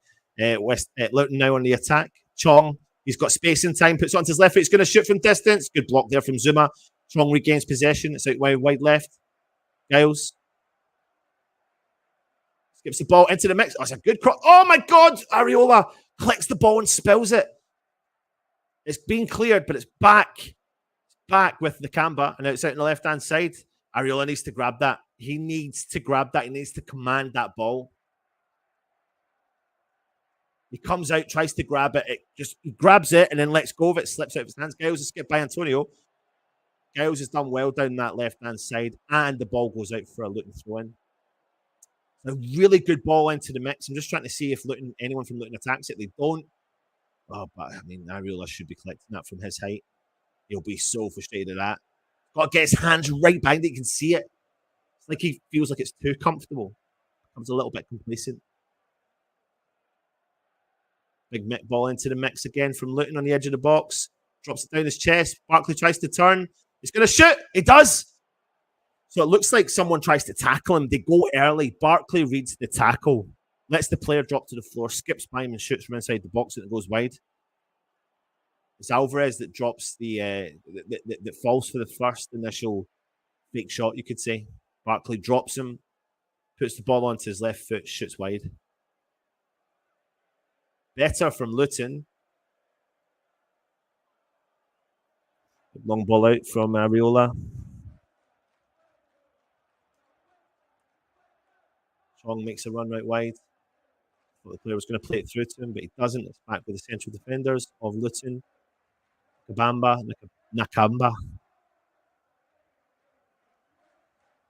Oh, West Ham have done really well. Alvarez has done so well to win that ball back from nothing.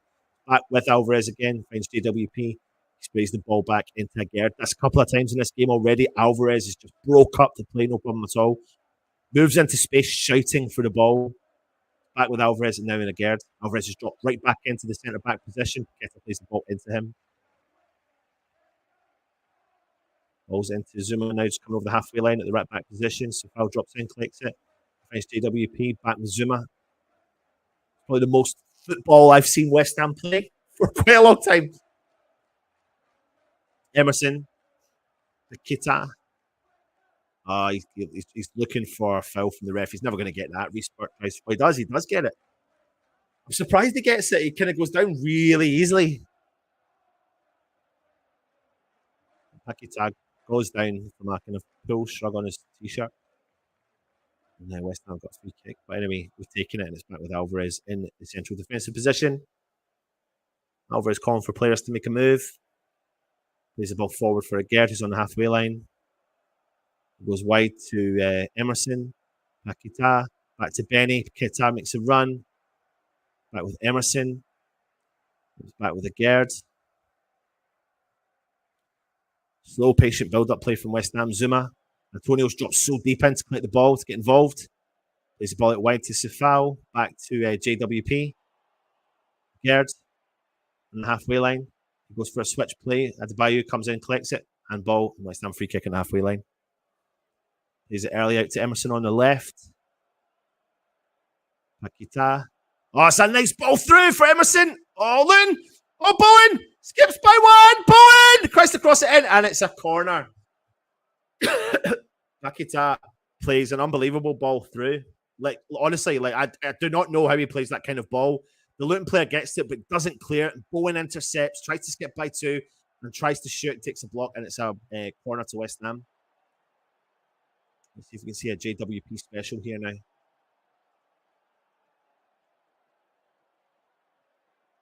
Big ball into the mix, right onto the head of our Luton player. But I tell you what, if someone was attacking that, it was a really good ball into the mix. Benny clicks it though. Back with Emerson. Emerson plays the ball all the way back to Areola.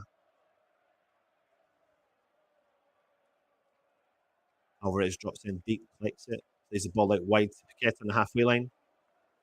Antonio drops in deep, good football. And Benram tries to chip the ball over with a bit of a curl on it. Antonio tries to put the pressure on. Benny comes back, wins it. Referee's blown up and giving a whistle against West Ham there.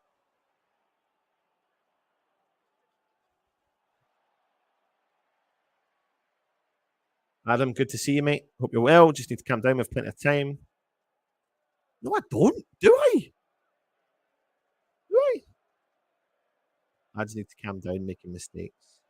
Entertaining so far. 72% possession.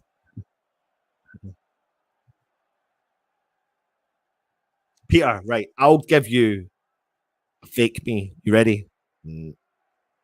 Good. Areola. Rolls it out to Sufal. Tries to lose the ball, but then wins it back. Chong. Luton have got the ball in possession. Barkley. I'm not doing it. Can't do it, Peter. Anyway, Chong down the left-hand side for Luton. He drives at the West Ham defence. He's coming inside the 18-yard box. Keeps a hold of it. Giles crosses it into the mix. Giles is a bit dangerous balls, man, coming into the mix there. Benny collects the ball for West Ham.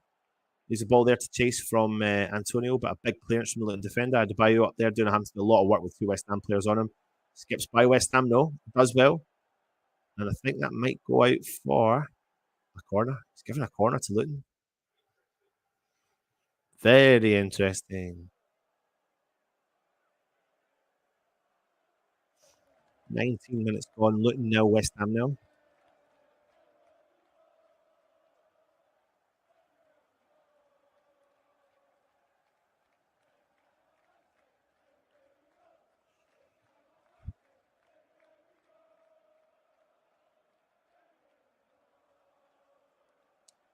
See what happens here with Luton in the corner.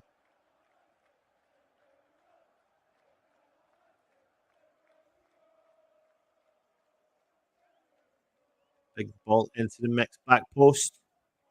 Luton win it. Barkley's there. Oh, it's really good from JWP. He wins the ball, puts it into the path of Ben Rama. Ben Rama's over the halfway line. Luton are defending with bodies. Ben Rama's brought down. He keeps hold of possession, and referee's blown up, giving a free kick to West Ham. Tell you what, fair play to Luton's energy for getting back. They have got back in numbers. So foul out wide to Antonio. Antonio crosses into the mix. That's a good ball. It's intercepted from Luton. Chong clears. Back with West Ham. Interesting.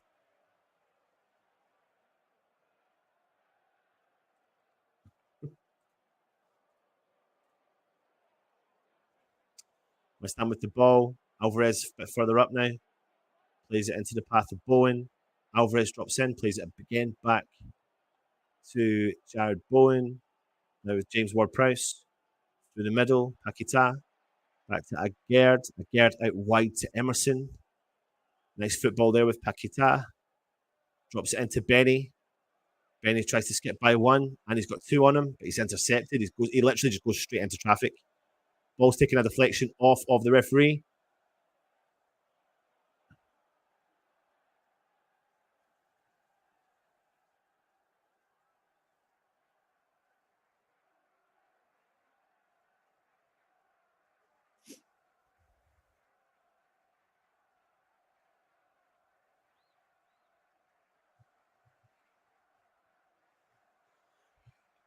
Come on, West Ham.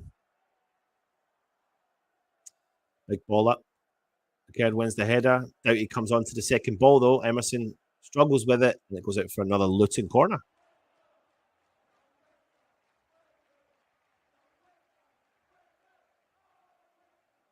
Doughty again, stepping up to put the ball into the mix. It looks like West Ham are doing this zonal marking. Correct me if I'm wrong. Genuinely looks like West Ham are zonal marking. There's 2 Luton players now standing right in front of Areola, and no West Ham player standing on the player. Zouma has headed the ball past everyone. It goes out for another corner. Just, I think am I right here? Is it zonal? It is zonal marking. It is zonal marking. It does look like zonal marking. There's no one actually picking up a particular player, and I hate it. Look, back post there. Now Antonio's still Bowen. He's marking him. He's marking him, but no one's marking the player on Areola. There's 2 players now going on Areola. No one's following the player. Back post. There we go. He's on him now. So no marking into the mix. I tell you what, it's not. Oakley's won the header. It's just trickled by. But I'm not into this no marking whatsoever.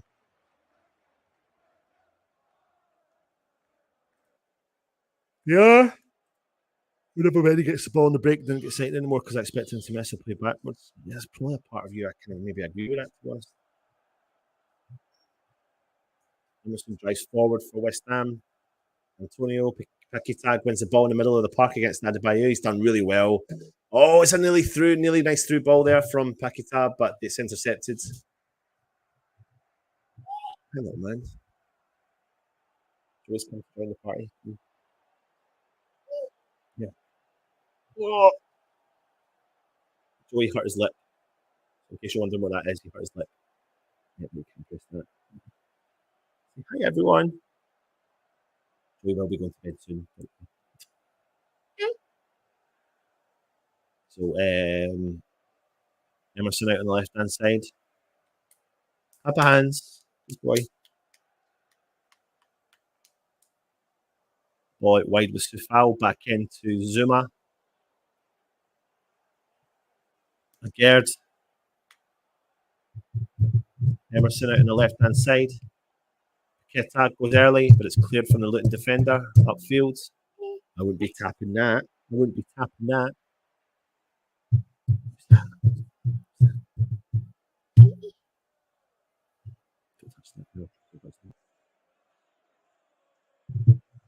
Ben Ramos in at halfway line, flicks the ball, sprays the ball out wide right to Zouma.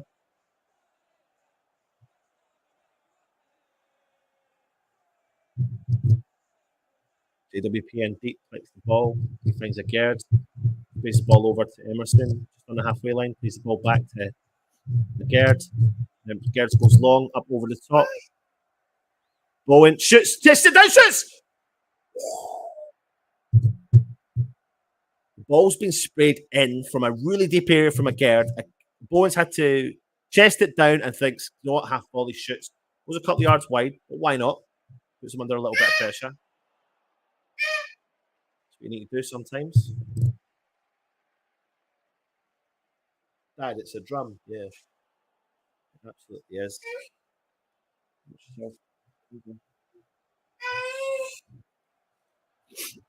West Ham now with Pakita. Out wide to Bowen. Bowen drives. He's on his left foot. Can't get by the players, but keeps a hold of it. Cross it into the mix. Back, oh, goalkeeper.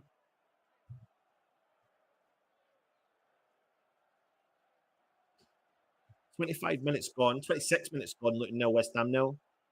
Bit of 50-50, to be honest. West Ham obviously have got more possession. It's not obvious, but in this game we have. Stringing more passes together. But Luton are coming into the game in little kind of splurts. Keeper's gone for a big ball up the field. He's hit a kind of sliced it. West Ham trying to win the ball back in possession. Alvarez over the top of Barkley. Ball up over the top for Adebayo to chase. Zouma's there, uses his strength to get past Adebayo. And he clears the ball for a Luton Town throw-in.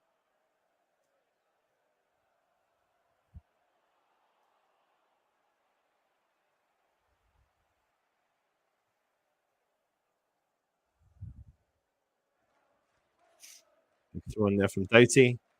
Into the mix. Big header forward, back to Areola. Likes it.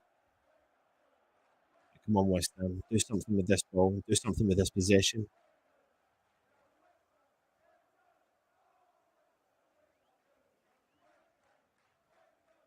Emerson drives forward down the left-hand side. Into the path of Benny. Benny into Zouma. Central. Alvarez. Bowen. Back to Alvarez. Zouma. Gerd. Pakita on the left-hand side on the halfway line. Ball forward for Antonio. Drops in. Collects it. Does well. Skips by one. Still got it. Two players on him. Cuts back. Holds up play. Does well. Benny's there with him down the left. Finds it into the path of Emerson. Oh, it's good to Benny.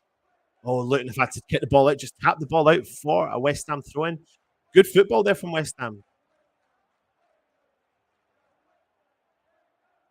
Really good. I've always liked that Benny Emerson mix up. Like they seem to really enjoy kind of playing with each other. Got a good understanding. Anyway, it's a big corner coming in from JWP. Let's see if one West Ham player can actually attack the ball this time. Big ball into the mix. Oh, it's cleared from the Luton defender. Benny from distance. Enough from distance on the volley and nearly hits the bloody corner flag.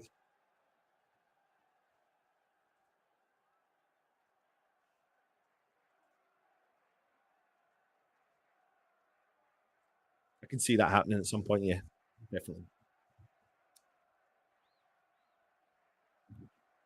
To be honest, I've always thought about one or the other in terms of Benrahma. I always think that, you know, he looks a lot better through the middle. West Ham with the ball. Bowen. JWP puts it onto his left foot. Brings Alvarez in for distance. Oh, tries to play the ball through. Everyone leaves it. West Ham players, Luton players. The goalkeeper comes out and collects it.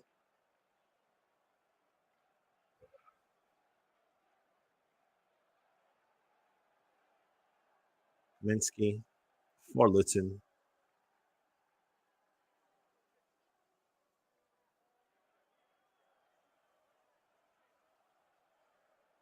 Big ball upfield. Zouma clears. Paquetá with a flick on. Luton win the second ball. Chong skips by one. Alvarez goes to commit for the tackle. Doesn't. Barkley collects it. Sorry, Morris collects it. Barkley out wide to Chong. Holds on to it. Paquetá does so well winning that ball back for West Ham. Now Benrahma with the ball, plenty of time and space on it. Chong's chasing him down, but he makes him, puts him on the ground. Benny's still on the ball. And it's Antonio down the left-hand side. He's got 2 or 3 Luton players on him. Skips by one of them, skips by 2 of them. He brings Alvarez into play. Alvarez plays the ball over to JWP on the right-hand side. Going over to Sifal. Bowen drops in, collects it, plays it back to JWP. He's back in the middle for West Ham. Out wide, Bowen drops in, collects it. Bowen drives in, plays the ball to Sifal. Sifal crosses early. Oh, Antonio goes to smash the ball into the back of the net, but the Luton player wins the ball and clears it, and Barkley's gone down, and he wins a free kick for Luton.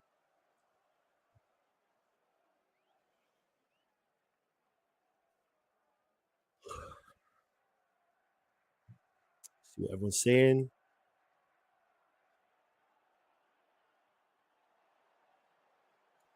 Peter says 2-1 to West Ham for the under-21s. Marshall scored again.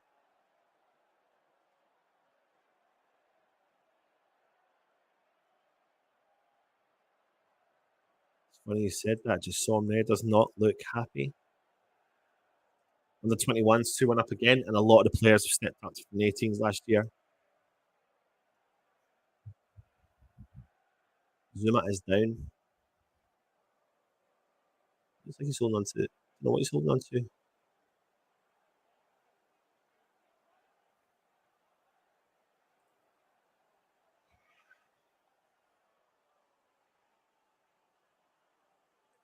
Zouma's up again, no.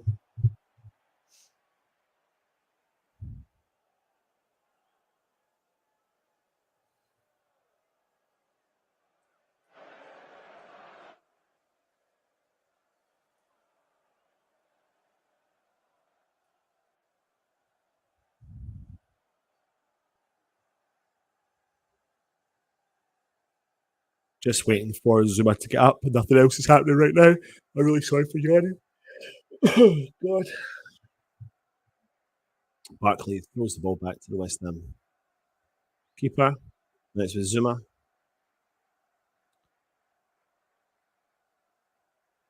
Sifal. Bowen's made the run. It's a good ball there. Plays into path to Bowen. Bowen crosses it into the mix. No one's in the box. That's a really good ball. That's a really, really, really good ball from Bowen. And there's no one in the box. It's a quick counter action. Great ball through from Sifal for Bowen to chase. Did he give offside for that? Yeah, it was offside. I didn't realise that. Sorry. So Bowen got done for offside there. This new rule, remember, it's not new. West Ham's successful passes of the evening are 220. We've already, in 30 minutes, outpassed our games in Bournemouth, Chelsea, and Brighton. We had 206 passes against Brighton. That was our most successful before that. Luton have kicked the ball out for West Ham. I need to get a big one out. Oh.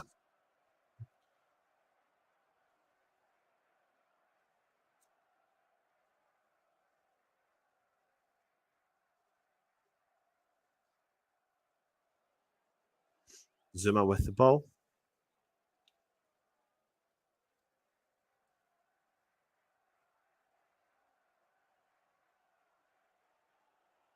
Gerd finds Paqueta. Benny lost the ball though too easy. He's trying to win it back, but he has lost it too easy. Now he's trying to win it back again. Ball gets cleared and it's a West Ham throw in deep in the Luton half. Emerson plays it early to Paqueta. Emerson looks like he loses it, then tries to win it back and now regains possession with Luton. It's cleared up the field. Gerd wins another header. Alvarez plays the ball into the path of Sifal. Alvarez been quite instrumental in the middle of the park so far. Equally though for Luton, I think Chong's played quite well. He's got some good legs on him, good energy. Zouma. JWP drops in. Just in the centre circle over the halfway line. Gerd. Out wide. Emerson. Gerd. Back on the halfway line. Alvarez. Zouma. Wide right to Sifal. Into Bowen. Bowen upfield to JWP. Back into the path of Sifal. JWP on the right-hand side. Sifal makes overlap and run. JWP takes it infield though. Turns back, plays it out wide. Bowen puts onto his left foot. Drives forward. Tries a 1-2 with Benny. Keeps it. Does well. Paqueta from 30 yards out. Plays it into the path of Bowen. Bowen inside the box. Tries a back heel. Somehow still gets it. Plays it into Paqueta. Plays it forward. It doesn't shoot. Alvarez from distance. Shot. Blocked. Alvarez again. Out wide. Ah, shoots. Oh my God. Honestly, it's like we were trying to pass the ball into the back of the net. Really good football from West Ham. Bowen tries to back heel it into the path of Paqueta, but can't. I don't know why Paqueta doesn't shoot. I think Alvarez would have scored if they hadn't blocked that. Luton are throwing body after body. Benny needs to do so much better from the edge of the box. I swear to God, I know that was going on target. Alvarez would have scored that 1,000,000%.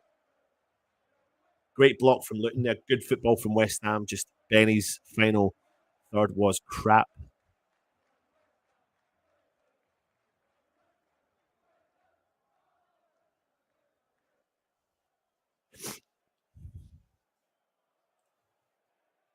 Paqueta with Benny out on the left. Emerson's made the overlapping run. Paqueta.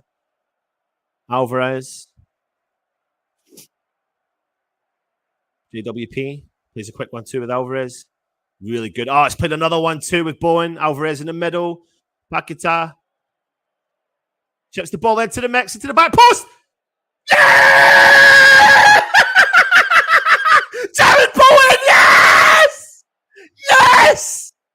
Unbelievable ball that is. I think that is from Paqueta. From outside the box. That build-up play was all one man, and his name is Alvarez. But what a ball that is from Paqueta. Look at this play. Paqueta, Alvarez plays 2-1-2s with everyone. Puts the ball into the path of Paqueta. Look at this ball. Oh, my days. Back post. Bowen header. Keeper has no chance. West Ham walk away.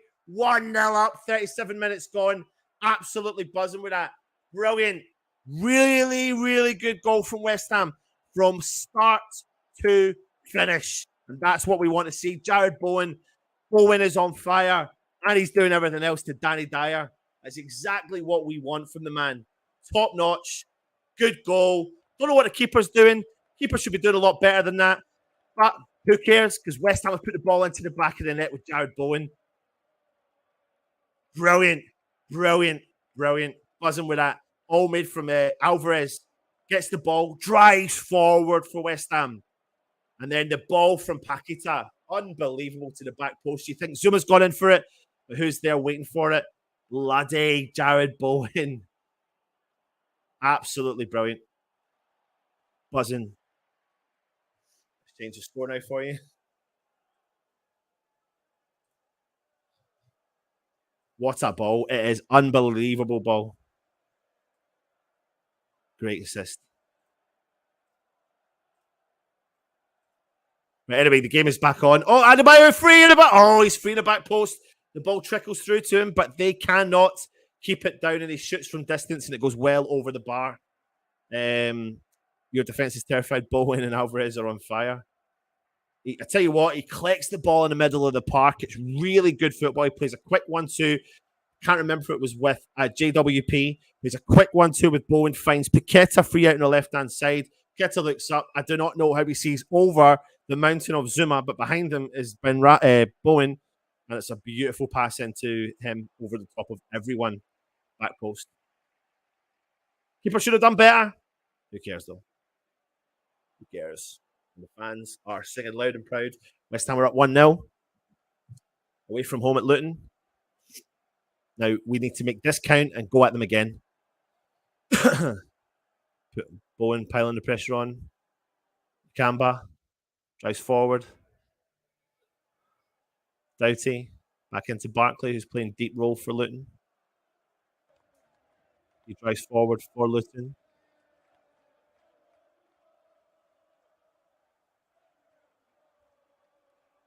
Lucas Paqueta.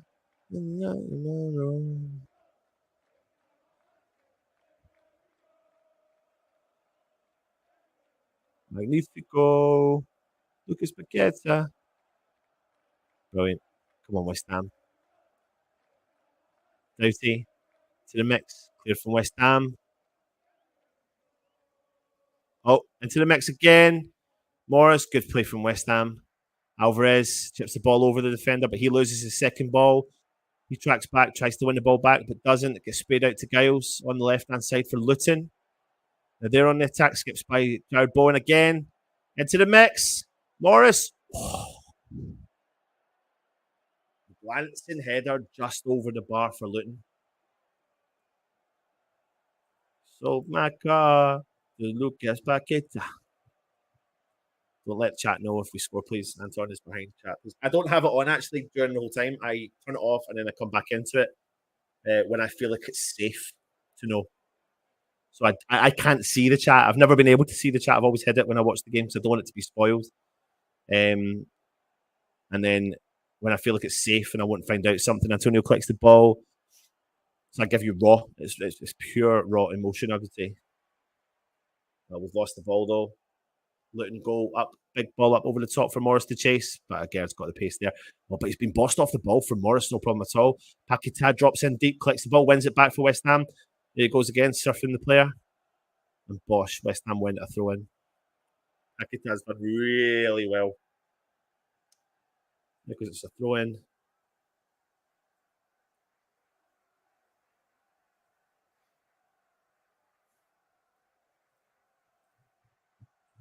Lucas Paqueta. Good win back there from JWP. Alvarez skips by another player. Loses it though again to Morris, but who comes in and collects the second ball? Paqueta hits the ball off the Luton player and West Ham went a throw in. So Alvarez lost it. Paqueta has just been phenomenal. Paqueta has been absolutely through the roof, next level phenomenal. His defensive work rate, his interception rate, his vision on the ball, his creativity is just next level. He's got everything, man. Adebayo comes in. Paqueta tries to win the ball back off strong. He does, though. Emerson clears it for West Ham. A big up and under. Bowen tries to win the header. The Kamba comes in, collects it for Luton. Plays it out to Giles on the left-hand side. Coming up to halfway. Barkley drops in deep, collects it. Sprayed out wide to Giles. Wide. The Bayou drops in left-hand side. Sprays it out to Giles again on the left-hand side. Strong makes the run and gets the ball. Crosses it into the mix. Cleared from Gerrard. Honestly, Giles has got a bit of a lethal left foot on him down that left-hand side.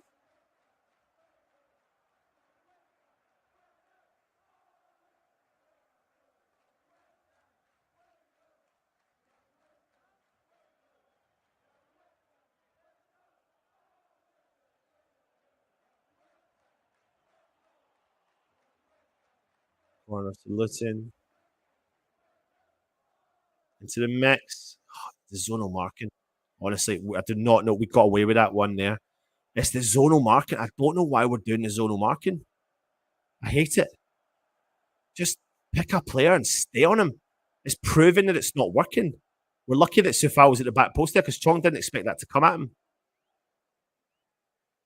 extremely lucky. Ball goes out for a West Ham goal kick.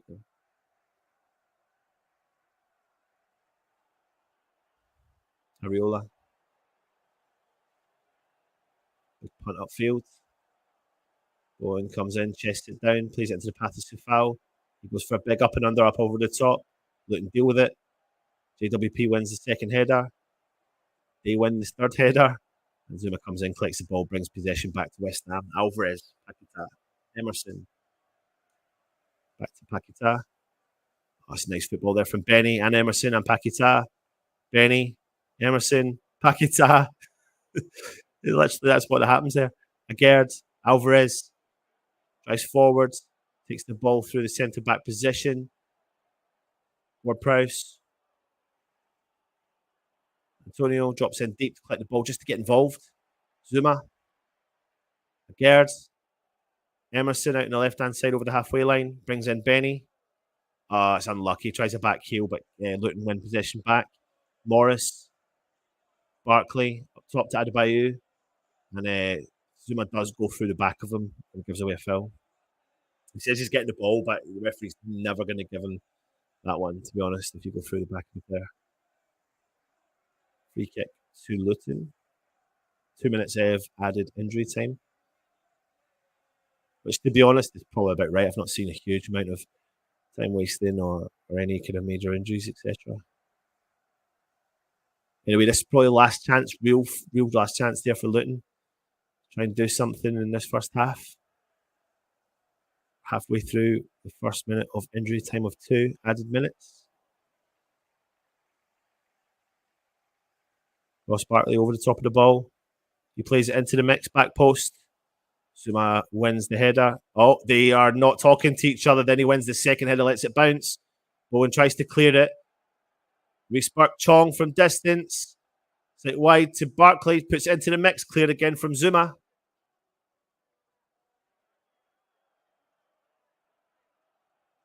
Oh, West Ham have cleared.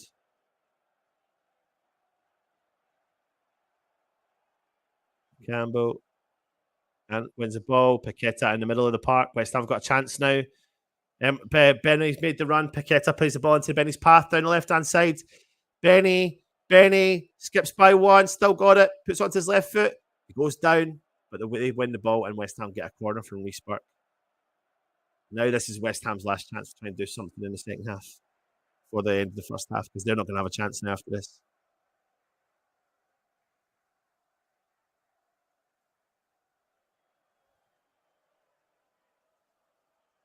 JWP on the corner.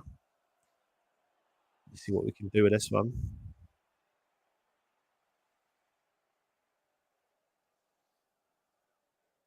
Ball into the mix. It's over the keeper. Clear from Luton. Benny wins it. Finds JWP again. Takes time. Clicks it. Oh, I should have put that into the mix. Benny chips the ball forward. Bowen wins the header. Into the mix again. Cleared. Zouma wins the second header. But we are offside. And there's the halftime whistle. So you are watching, it's halftime. West Ham 1, Luton 0. What do you think of that? Keep your comments coming in. Let me bring in our good old friend DJ Russ AB is in the house. How do I do this, Russ? Where am I? I don't know. There's one there. There it is there. There it is there. We'll get it eventually. We'll find it. We'll figure it out one day. I need to move it. I need to slide it across. Happy? I'm going to go, but I just want to quickly ask you happy with that? Yeah, happy. It's not, it's best as we can be expected, I think, to be honest. It's tough, you're going to get 10 men behind the ball. And I thought we've actually been quite workmanlike, and obviously we used to be getting a lot more ball, but yeah, it's all right. We're 1 up. It'd be great. It'd be better to get 2 because I still think they've got a goal in them. Yeah, definitely. Sure. I feel like a couple of players really standing out in terms of West Ham is Alvarez and Paquetá. Yeah. Like Alvarez has been quite dominant in his play, and I've been really impressed with him. And then Paquetá just is he's doing his usual. He's doing his usual, mate. Yeah, he's running the game in midfield, isn't he? Yeah. Even when a couple of times Alvarez lost the ball, but the second ball was won by one man and one man only, and it was Paquetá. Anyway, I'll let you carry on. Go ahead. See you the second half. See you in a minute. See you in a minute. There we go. I'm just going to sort out Anton's clock for him because I'm such a nice guy like that. So ignore this all the time. So 1-0. 1-0 indeed. Great. I'll tell you what, great. I was really impressed with the cross. Great. I think Paqueta's passing, Paqueta's passing this half has been, a little bit wayward. Some of it's been a little bit wayward, but there's been some real direct passing, lots of zippy balls. You know what I mean? We've been doing a lot of left and right, all the way out to the left, all the way out to the right, all the way out to the left, all the way out to the right. And then Paqueta goes with a one down the middle and it just bypasses sort of the midfield and goes straight into Antonio's feet. I think that's the key. And also there's so much space over both fullbacks as well. You see Bowen and particularly Benny, there's loads of space over the back of them. For Emerson played well as well. I think, it's I think we've looked they've tried to hurry us where they can do. But it was, look, we're top of the league. Oh, maybe top of the league and having a laugh. Top of the league and having a laugh. Let's have a look. I tell you what we did last time, it was quite good. Give me your one word first half analysis in the chat. One word first half analysis, please. That's all I want. Just one word in the chat and we'll go through them all. Loving this. I thought we'd blown this window, but what a team. Yeah, definitely. More nerving than I'd like it to be. Always will be, Pete, though. First team to play at Kenilworth Road in the Premier League. There, you can hear the crowd. You can hear how big the crowd is and how up for it they are. So I thought we've done well to silence them, and actually playing a bit of Moyes ball actually in that midfield and just across the back slows it all down. And but they're used to not having the ball. I mean, some that Skype up a stat about 25 minutes into the half saying that West Ham had 200 and something completed passes, which is the most we've had. They had all the games. Like Brighton was 178 completed passes the whole game. So it's we're getting a lot more ball than we're used to, to be honest. So we're trying to do something.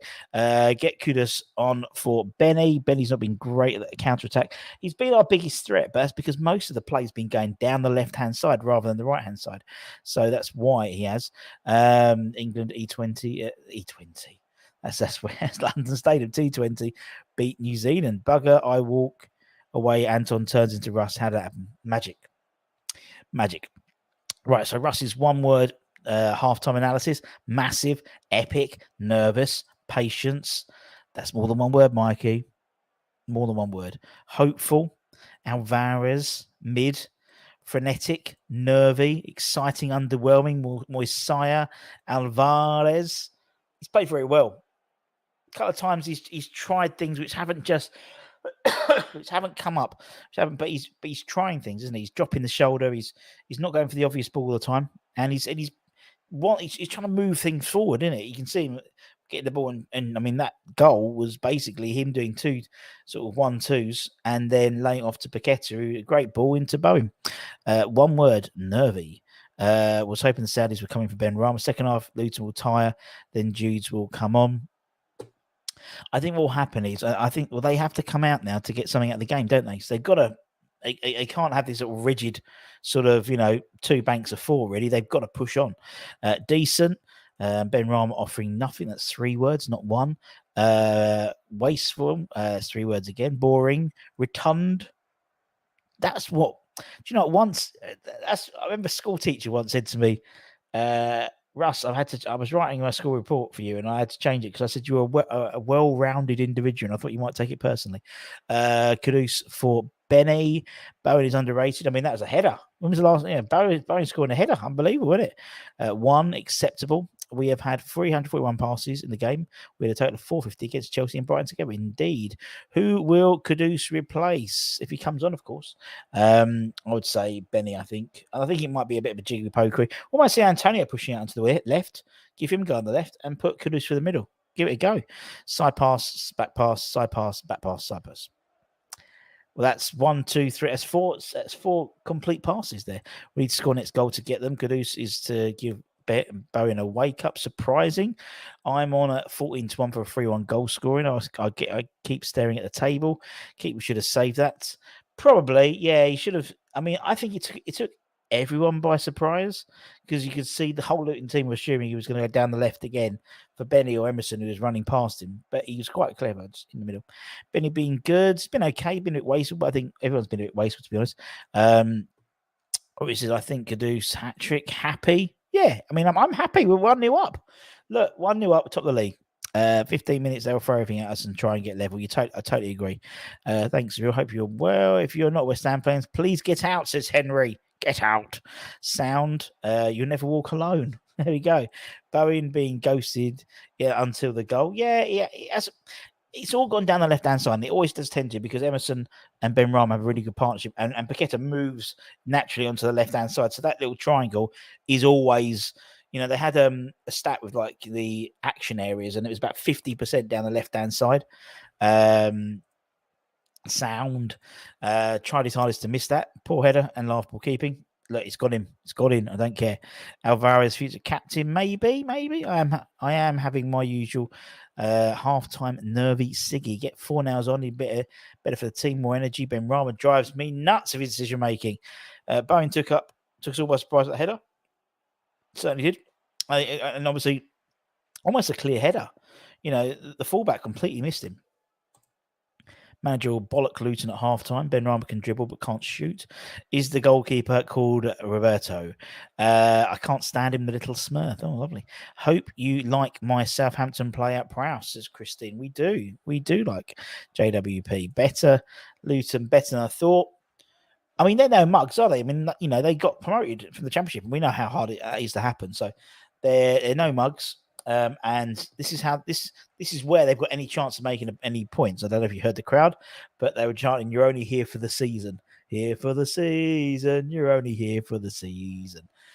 When we had Dave from Owen the Town podcast on yesterday, he said it's these home games, and they've had a real run of away games. They've had to because of Kenilworth Road, but this is the only way they're going to pick up decent points is at home. So they're going to come all guns blazing. You're totally right. Benny, Emerson and Packer good on the right, as usual. Our left-hand side is not so effective. No, they're on the left.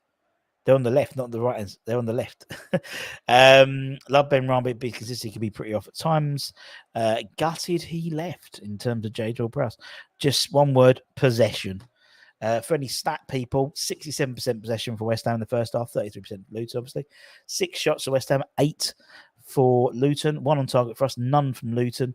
Corners, 4 to Luton, 3 to West Ham, and 3 fouls apiece. I thought what was quite interesting was how it was almost at times we were playing 3 at the back with the wing-backs, with Emerson and Soufal pushing forward as wing-backs, because, you've got, because Alvarez almost slot into the middle. It was really quite interesting seeing that. So obviously they're trying to, they're obviously a bit worried about that midfield trying to overrun them. I mean, every time bloody Adebayo has a goal, everyone is proper all over it. Do you know what I mean? They're worried about him, definitely.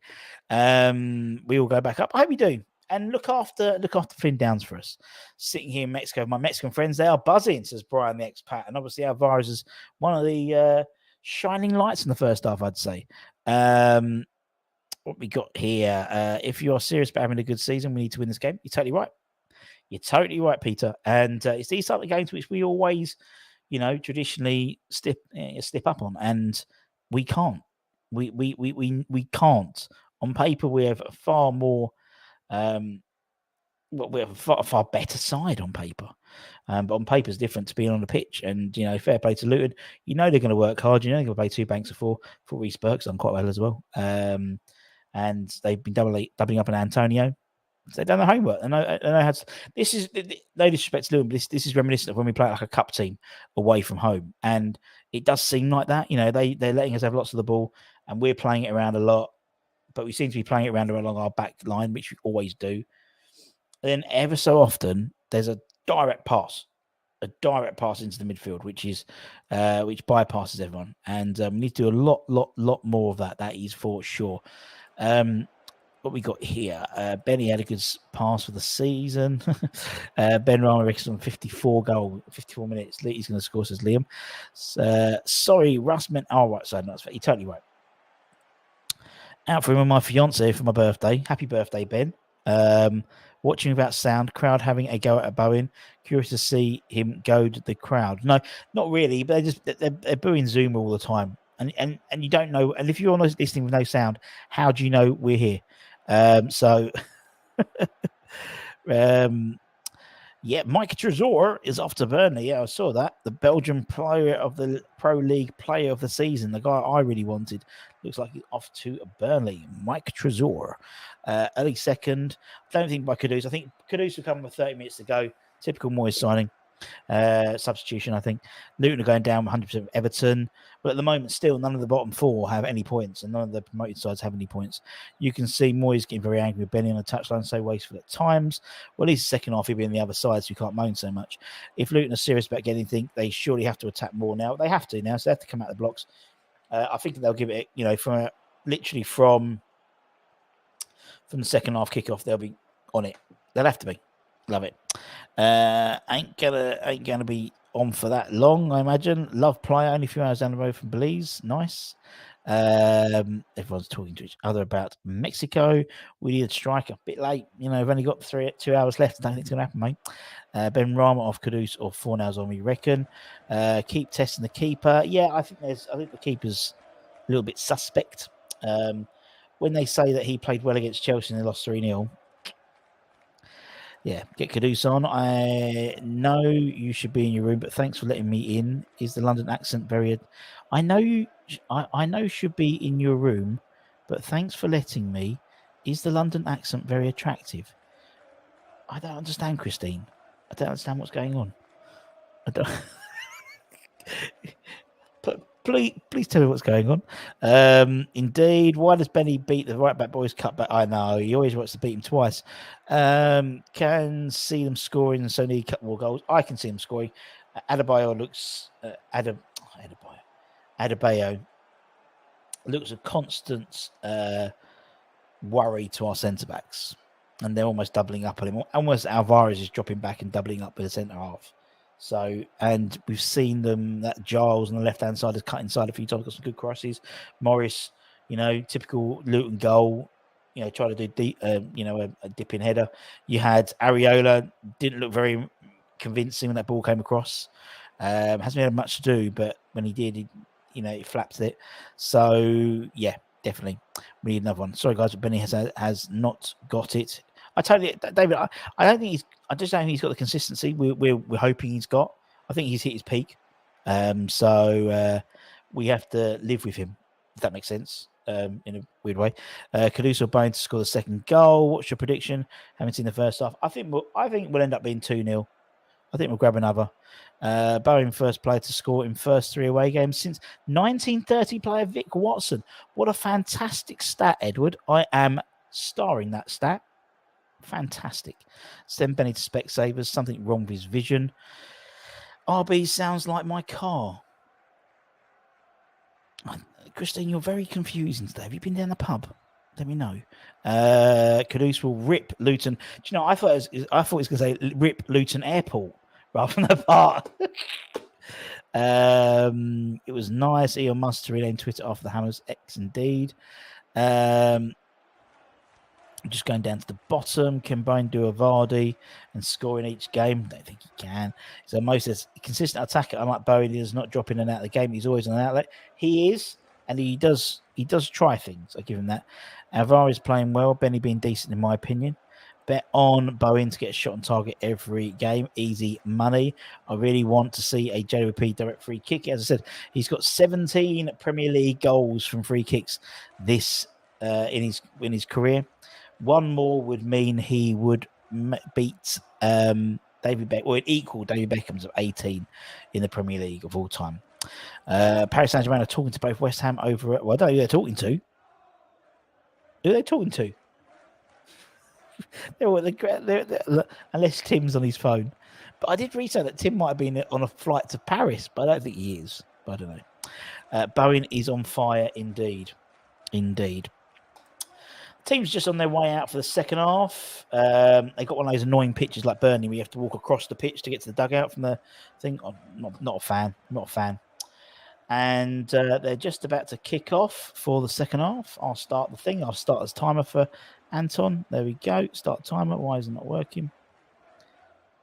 Anton's got to start time. That's why. That's why, because he is got the timer. Anyway, we've kicked off while we wait for Mr. If I remove that and put it back in, how's it going? Nope. I'll wait till he comes back on. He can sort it out. So throw in to West Ham from Soufal. Ball comes over. No changes at halftime on either side. Ball knocking about in the midfield a little bit.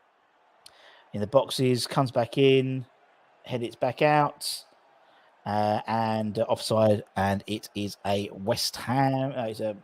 No, it's not West Ham. It's Luton. Free kick offside. Antonio was offside.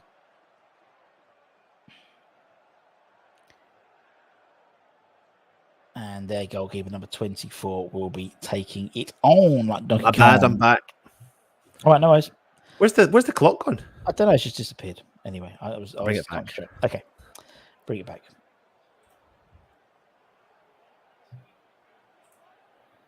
Goal kick comes back to West Ham.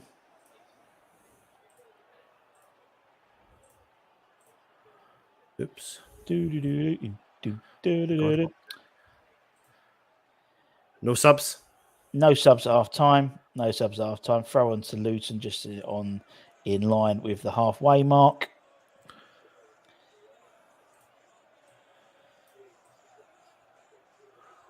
And they're playing it back to their goalkeeper. There you go. Wait for that to catch up. All right, I'll see you in a bit. All right. Cheers, Russie B. Thanks to Russie B for doing the old halftime. Second half's kicked off. Ball gets played back to the keeper for Luton. He goes for a big clearance.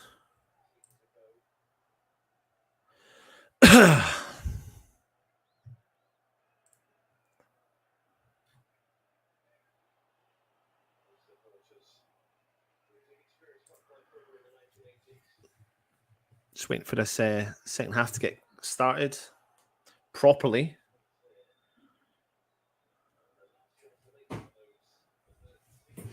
Referee's blowing up the whistle, and it's Paqueta's down.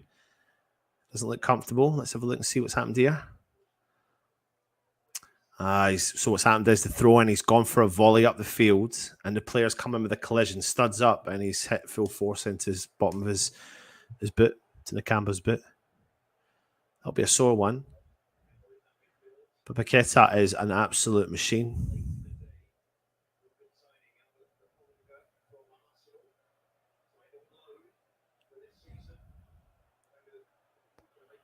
Just waiting to see how Paqueta is. Paqueta.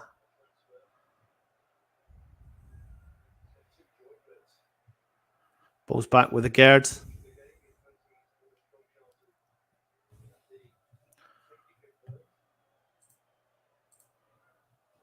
Now it's ping ball up top. Antonio jests it down. He's fouled. Grabs the ball. He expects to get a free kick, but because he's handled the ball, they've given a free kick to Luton Town.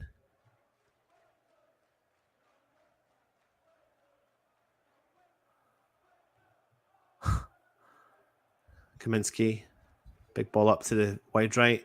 Chong comes in, intercepts. Now it's back with the Luton defenders. Bowen's putting the pressure on a little bit. They're struggling back there. Chong, heavy touch, ball up the field to Zouma. Don't play it back. That's good. Alvarez, wide to Soufal. Soufal takes a step back, chips the ball forward into the path of JWP, but it's given it away straight to Luton. They've given it straight away to us, and Soufal's just smashed the ball forward for Antonio to chase against two defenders. He's broke free from them. He has put it into the path of Bowen. Antonio wins the ball away from Chong out the right-hand side. Soufal, JWP, back to Soufal. Antonio out the wide. Skips by one defender, two defenders.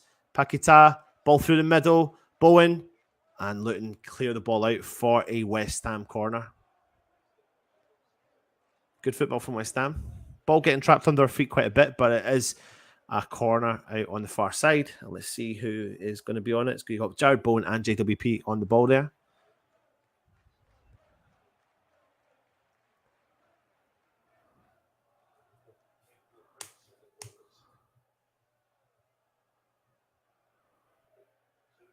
JW. Oh! Zouma made a run from the back post. Oh, Alvarez. But it was cleared from Luton. Emerson drives forward, back to Alvarez out on the left-hand side. Into Paqueta to the middle. Sprays the ball out to Benny on the left. Cuts inside to his right foot. Pings the ball into the mix. Antonio holds up play. Shoot! Oh! Yes! Emerson, yes! Yes! Oh, the flag's up. Why is the flag up? Oh, fucking hurt my fucking arm doing that celebration as well. Shit. Why is the flag up? VAR will check it.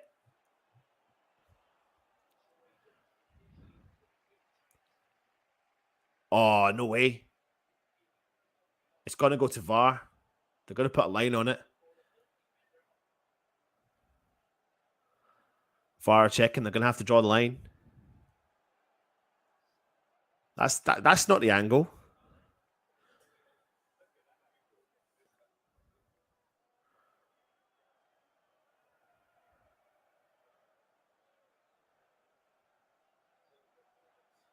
Wow, that's really quick. No goal. Oh, gutted. West Ham regained possession. JWP hit the ball off of the referee again. That's the second time in the game he's been involved. Safal drives forward for West Ham down the right-hand side. Into the middle. Alvarez. Calling for the ball all the time. Good football there, Bowen. Alvarez does. There's not a challenge there, commentators. There's a collision from both of them. I don't know if it's a challenge on the West Ham player.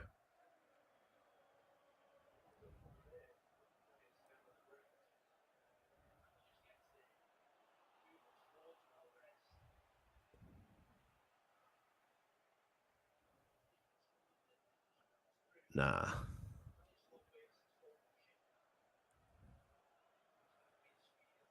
I don't know what. I genuinely think it's just a coming to. I don't think there's an issue with that tackle at all from many of the players. I don't know if they've given the foul to either.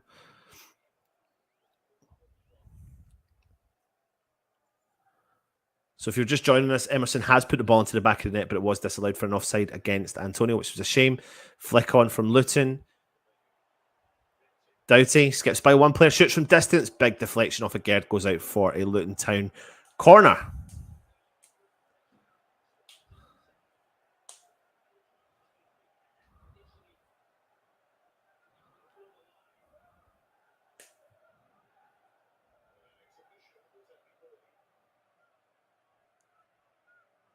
Doughty on the corner for Luton Town.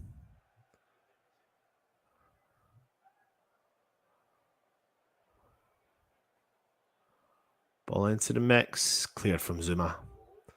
Benny chases. Their defender's done really well. Reece Burke. Oh, he's come into problem. It's fine. Bowen's chasing. Now it's back with the keeper for Luton. Kaminsky. Bowen chases it down. Big clearance from Luton. Well chested down from Agerd into a path of Emerson, who drives forward, skips by two players. He still drives forward, chips the ball into the mix, cleared from the Luton defender. Adebayo drops in, deep, collects the ball on the halfway line, tries to skip by a player, but it's gone out and it's a Luton throw-in.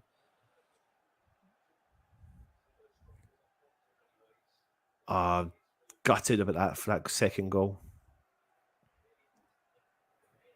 Luton on the ball now in possession in defence. Giles on the left-hand side. Bowen tracks down the defender, gives it straight to Antonio. Oh, it's a foul, but good. Go on! Go on, TWP! James Ward-Prowse! He's through, finds the back post, shoots! Oh, it's blocked! The Luton player does enough just to put an edge off the ball. He's done really well to take the ball away from Benny.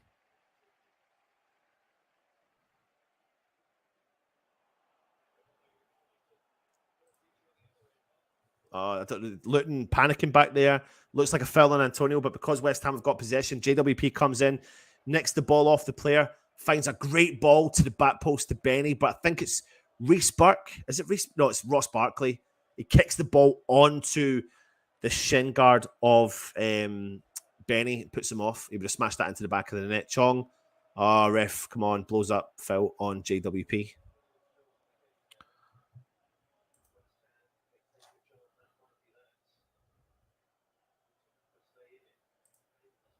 Do you know what? You're right. It is very open for that.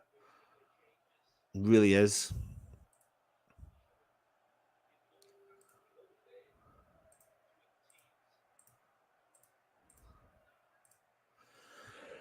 West Ham have got the ball down the left-hand side with Paquetá. Benny's through the middle.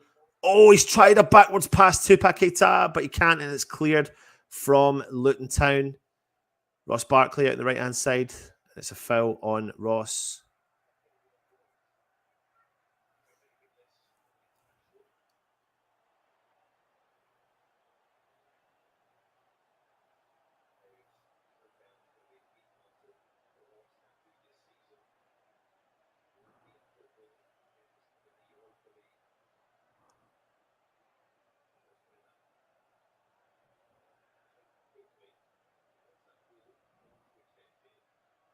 Big ball upfield for Kaminsky. Zouma reaches up over the top. Towers above the Luton defender.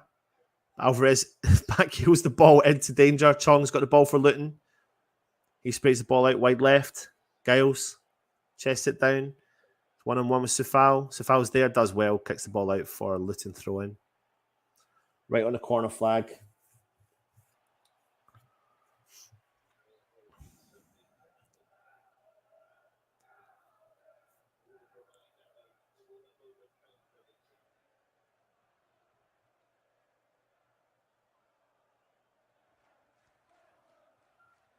Morris. Antonio drops in, collects it. JWP. It's too heavy for Bowen. And the ball goes out for a throw into Luton, who've taken it early. Alvarez gets stuck in. Does enough.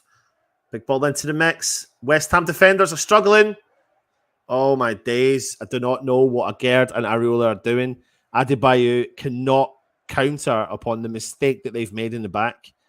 The ball's just put into the mix in between the defender. No one's talking. It's like they're talking. They're waiting, but no one's talking.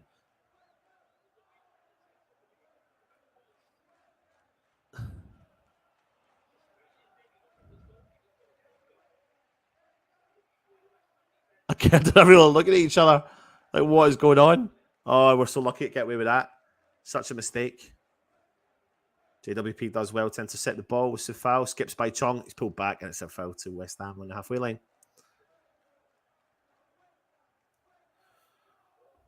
What are the two of them doing back there? 10 shots to Luton to West Ham's. 10 shots Luton have had, and West Ham have had 7. On target, 1 from West Ham, none from Luton. Jarrod switches play over to Zouma. Chips the ball forward for Jarrod Bowen to chase. Kaminsky comes out, collects it for the Luton. 58 minutes gone. Luton 0, West Ham 1.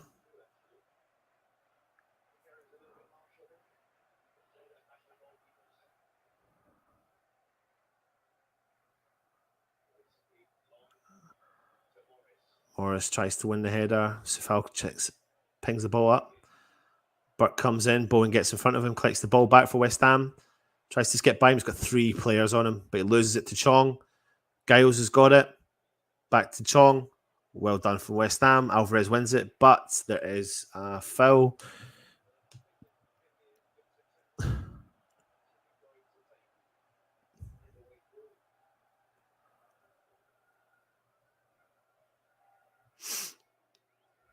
Ball's back with Kaminsky.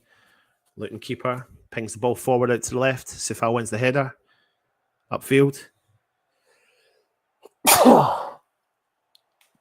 Zouma wins the header. Big punt up the field for Antonio to chase. Unfortunately, no one's there. Zouma wins another kind of challenge on Adebayo.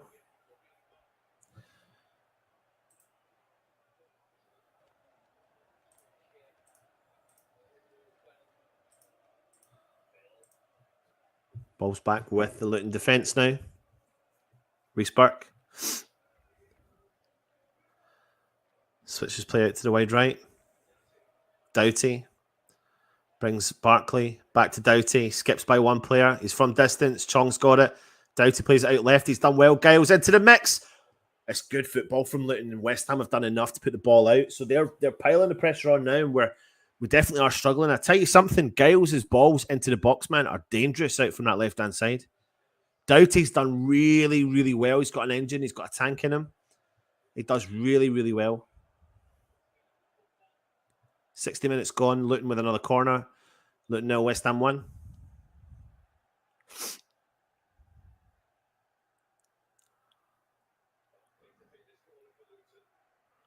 Barkley whips it in. And it's off. I thought it was going to be off the arse of a Luton player, but it hasn't. And the referee's blown up for a corner to Luton again. Ross Barkley.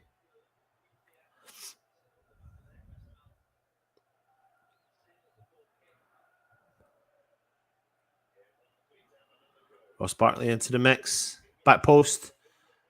And he's won the header and it's gone well over the bar. West Ham goal kick.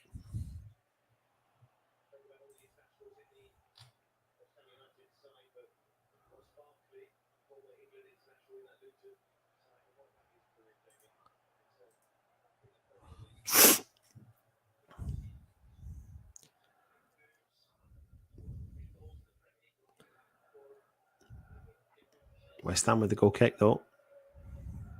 Plays it short. Zouma out on the right. Sufal. Luton playing a really high line when they've got to. They've got nothing to lose. They're down 1-0. They need to try and get a goal back, so they're going to commit bodies forward, and they have done so. Antonio's dropped in deep. He's done really well to pull off the strength of two of those defenders. He's come out of it unfortunate with Ross Barkley got the ball. James Ward-Prowse comes in, intercepts it, and he's put a beautiful ball into the path of Benny. From a defensive tackle, Benny out on the left-hand side, skips by one player, still got it, tries to skip by a second, and wins a corner. That JWP tackle, and it plays in Benny, is totally underrated. JWP's had a good game tonight. Benny, not so much. JWP corner. West Ham got the big lads upfield. Alvarez, Zouma, Jarrod. JWP into the mix. No one's there, though. No one's challenging for it. It's had a good ball into the box, but no one's challenging for it. Sufal crosses it into the mix. It's another good ball. Back post. No one's there, though. Benny. JWP. Sprays the ball. What a ball that is to Sufal. Switches play. Sufal goes to the back post again. Back. Benny shoots. Benny's final third. So weak. So weak. I just want him to do so well, and it's like when the ball gets put under his foot, he just can't get the ball any height. I think it's either too weak or too much. There's nothing in between. Jarrod's done really well. Alvarez has done really well to win West Ham a goal kick from that there. Just holding off his strength to hold off Morris from getting the ball. Yeah, Benny, I don't want to sound like a total dickhead, but fuck.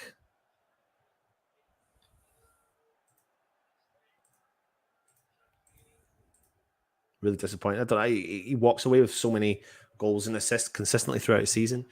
But yeah, no, it's the end product, man. He should have double what he's got for the amount of chances that he has. Giles, and a big up and under clearance from him. Zouma comes in, collects it. Sufal lets the ball drop by him. He heads the ball upfield. Antonio drops in, collects it, puts it into the path of Bowen. But Barkley comes in and intercepts it. He's on the centre circle. Nakamba back to Barkley in the middle of the park. He drives forward with the ball. Ball gets caught under his feet, and JWP wins the ball back for West Ham. Oh my God, JWP nearly just gives the ball away to Zouma. I have no idea what he's doing, and now Chong's got the ball for Luton. I don't know what JWP was doing there. Adebayo on the left-hand side. He holds on to it. He brings Nakamba into play. Chong's free on the left-hand side. Crosses it in. Takes a deflection. Cleared from Benny. Bowen tries to tackle. But it's back with Giles down the left-hand side. Paqueta's on it.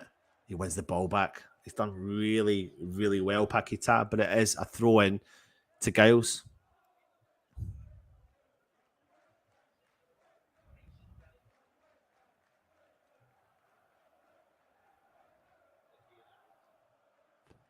Giles. Adebayo. Cleared from West Ham. JWP again. Cleared. Antonio's right deep now. Clears it. Ball goes out for a throw-in to Luton Town.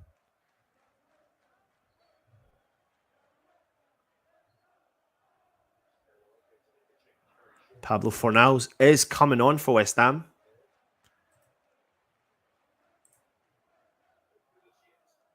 No Kudus yet, unfortunately. So Pablo Fornals is going to be coming on for West Ham.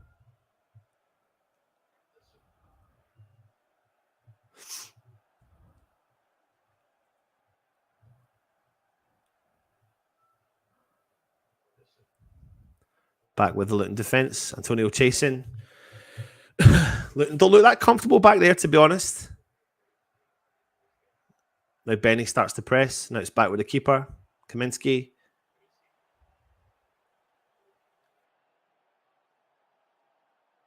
And try and put a gap in between this lead. JWP in the middle of the park. Paqueta back to JW. Ward-Prowse. Sefao. Paqueta into space. Collects at the halfway line. Oh, it's a great ball back to James Ward-Prowse. Back to Sefao. Zouma. Crossfield. Switch play. Agerd. He drives forward for West Ham. Head up. He goes for a big switch play over to the right. Paqueta doesn't make the run. And the ball goes out for a throw-in. 2 changes for Luton and 1 for West Ham.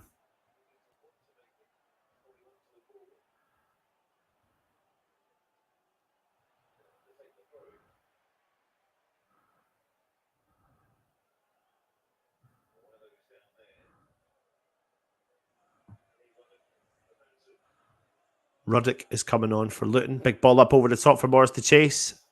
Again, nearly gets caught out. Bartley comes in. Emerson clears. Alvarez drives forward. JWP, we cannot keep the ball. Just get the ball down. Keep possession again. That's what we've done now. Sefao. Up. Paqueta. Alvarez. Sefao. Back to Paqueta. Down the right-hand side. He drives forward for West Ham. Bowen's there with him. He comes in, collects it. Back to Paqueta. Alvarez. In the middle of the park to James Ward-Prowse. Emerson far forward for West Ham.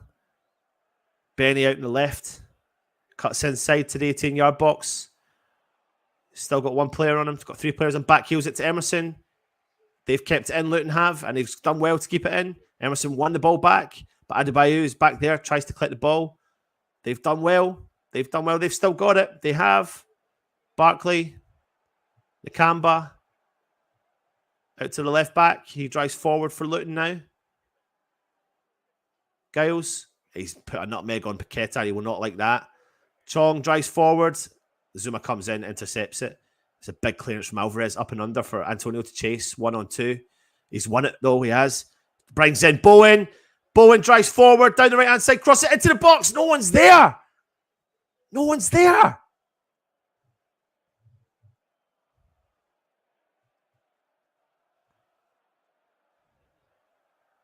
Alvarez wins the ball back though. James Ward-Prowse. Into the path of Paqueta. Sefao. Bowen. Sefao. Back to Lucas Paqueta. James Ward-Prowse. Paqueta happily just holding on to possession. Again, Lucas Paqueta.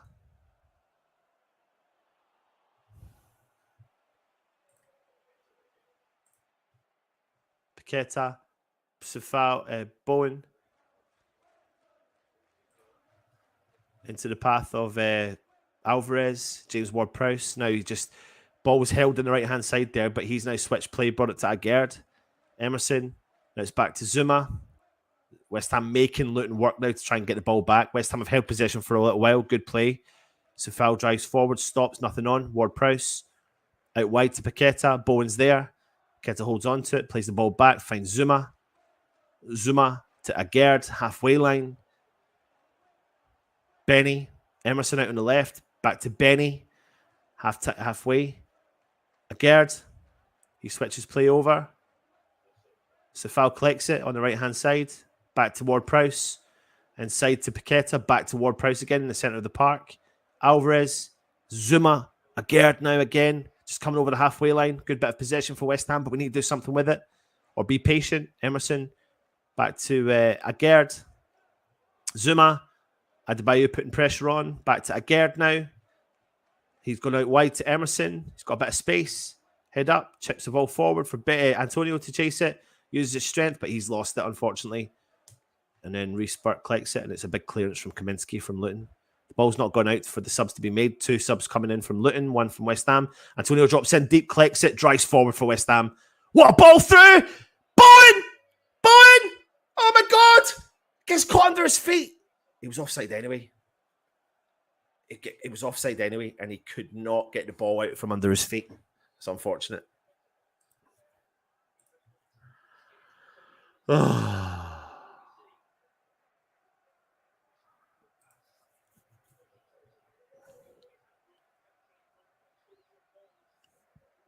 Looks like it's 3 subs from Luton.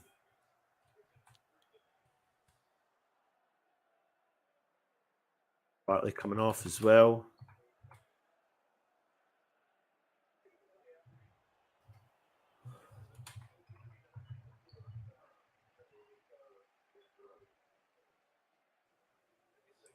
Benny is off and Fornals is on.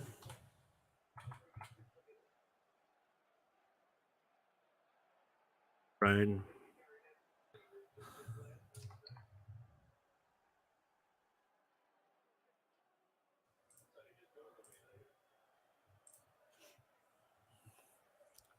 Pablo Fornals is on the field for West Ham for Benny.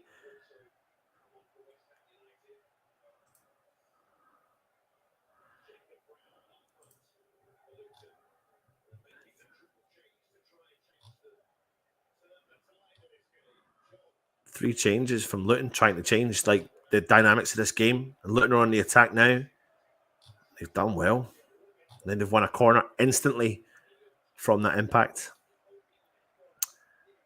Giles, Cabor, and Panza Adebayo's off.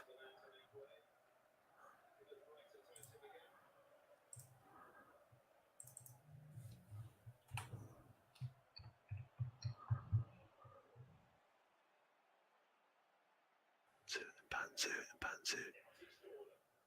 Areola comes out and collects and he does really, really well, which is what you want to see.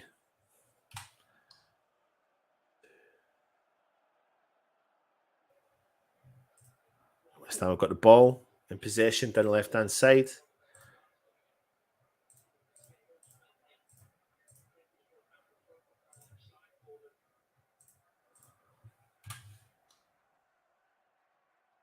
Zouma.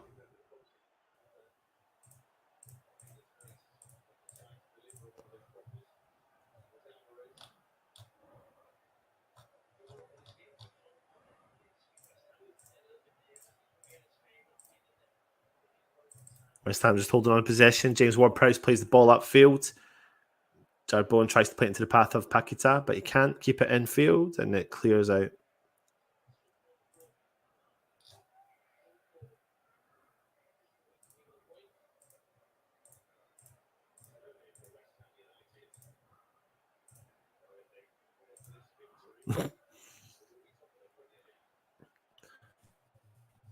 Morris comes in, tries to win the ball. It's in the middle of the park. Riesberg does well.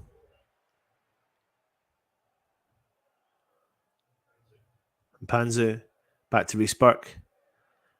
Antonio looks absolutely knackered. Possession is 67%. 67% possession to West Ham, and Luton have got 33%. We've had 8 shots. Luton have had 13, but we've only had 2 on target. Luton have had none. Chong out wide. Doughty, big ball into the mix. Cabor. Panzu. Burke drives forward, skips by 2 West Ham players. Pablo Fornals tries to get involved. Ball into the mix. Cleared from West Ham from Alvarez. Pablo.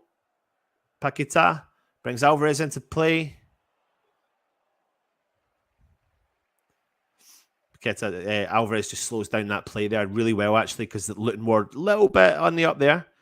Good ball there forward. Jarrod Bowen drives forward at the defence. He's got 2 players on him. On the canvas, one of them. Bowen's still got the ball. He's right on the corner flag. Crosses it in. No one's there. JWP tries to intercept. Can't get it, but West Ham have won the ball back with Alvarez. Fornals, James Ward-Prowse. He's going to play it back to Sefao. Paquetá.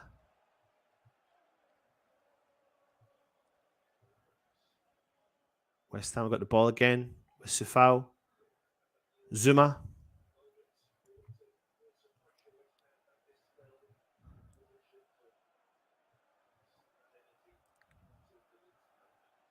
Ball through the middle, but it's gone straight to Luton.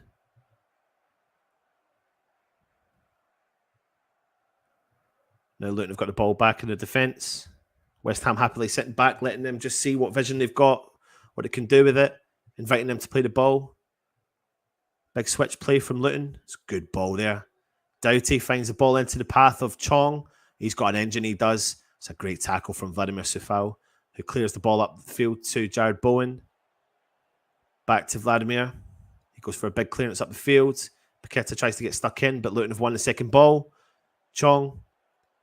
Doughty is playing out in the left now. Ball into the mix. Areola, just as long as you pick that second one up. Comes and collects it, bounces it, and then picks it up with his hand. Doughty is down, injured though, holding his Achilles. Big ball forward for West Ham. Antonio's trying to break the trap. Reece Burke's there, clears it out. West Ham throw in. Now Doughty's down and he's holding his Achilles. Or his ankle, but he's holding the back of it. Let's see what the comments are saying.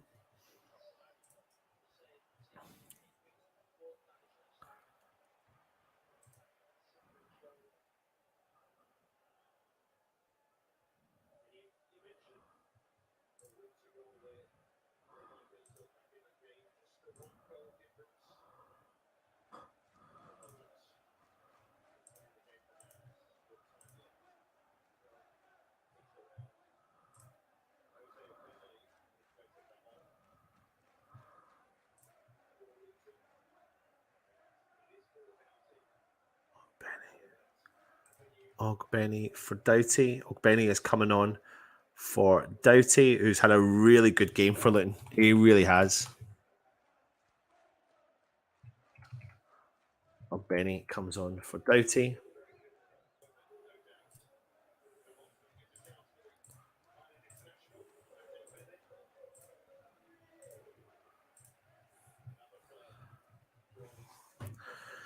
"77 minutes gone. Luton 0, West Ham 1.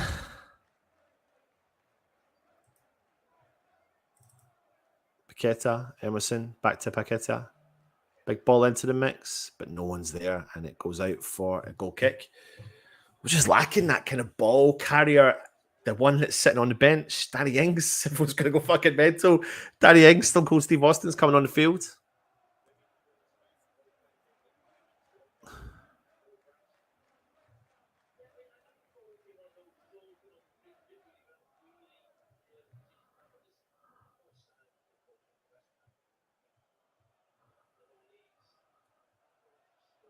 Bowen's Zouma's gone down, holding his back.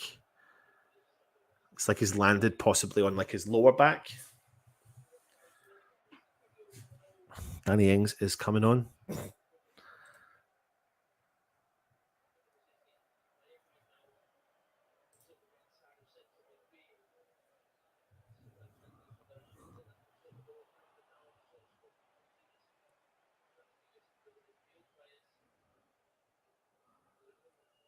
Just wait and see how Zouma is.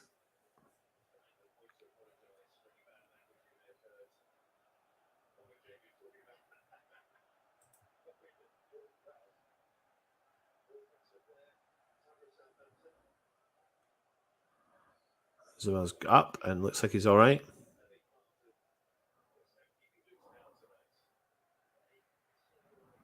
Again, takes a free kick, switches play over to Sufal on the right-hand side. Brings the ball forward for Bowen, but the ball gets knocked out, and it's a throw-in to Luton. Deep in our own half, 10 minutes to go. Here comes Danny Ings for Antonio, as expected. Mark Henry comes out for Stone Cold Steve Austin.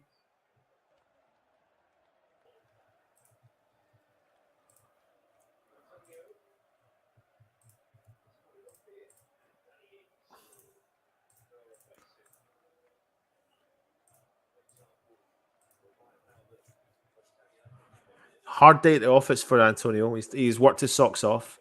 Not had a lot to work on, to be honest. As much as we've had a lot of possession, Bowen wins the ball and he smashes the ball for a big up and under for Pablo Fornals to chase. Sends up inside the box for Luton to clear. There's another big up and under clearance from them. The ball goes out for a throw in to West Ham. Paqueta. Jarrod. JWP in the middle of the park. Zouma. Sufal up the field. Bowen. Big up and under for Luton. Well intercepted there from Alvarez. Bowen tries to glide the ball forward. He does. Danny Ings comes in, collects. He drives down to the wing, cuts back. Finds Sufal. James Ward-Prowse. Alvarez. Zouma. Jarrod in the West Ham half. 81 minutes gone. Luton 1-0. West Ham 1. Fornals tries to spray the ball out left. Has enough power on it for Emerson. Luton intercept. West Ham have one ball possession again, though, with Lucas Paqueta. Good ball. Oh, ref. Paqueta goes down. He's blocked, and then Emerson pulls him down. Emerson's going to pick up a yellow card for that. But I don't understand how he is not given that a foul.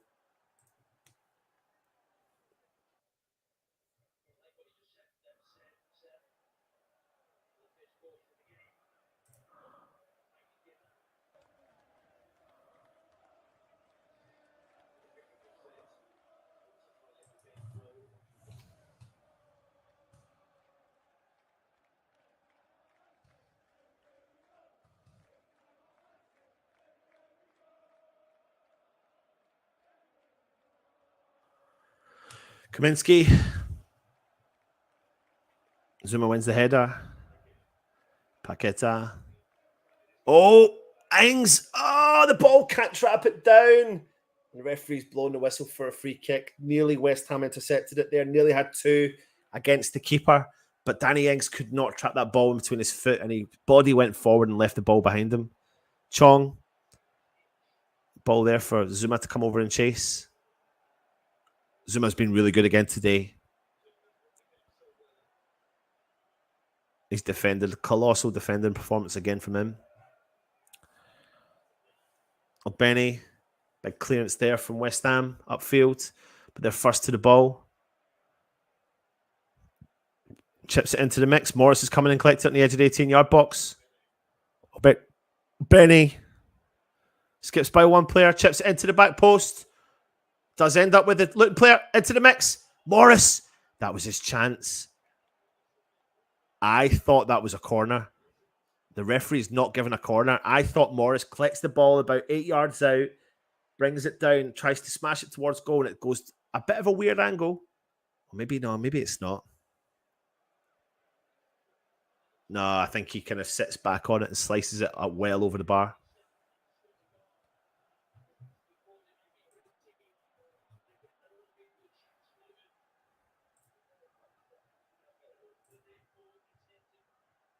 Chong comes off. He's been really good today for Luton.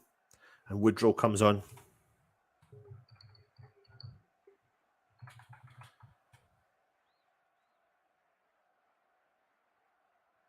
Paqueta, through to Danny Ings. Back to Paqueta. He's in the 18-yard box. Plays it into the path of Bowen. Skips by. Bowen's still got it. Wins a corner for West Ham. He does well. Bowen does. Good defence from Luton there as well, to be fair.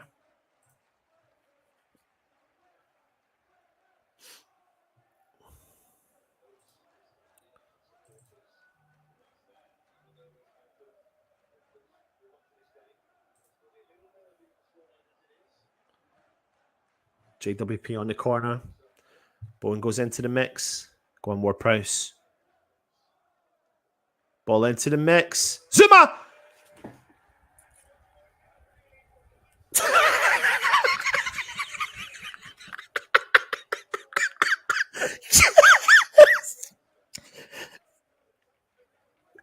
Yes!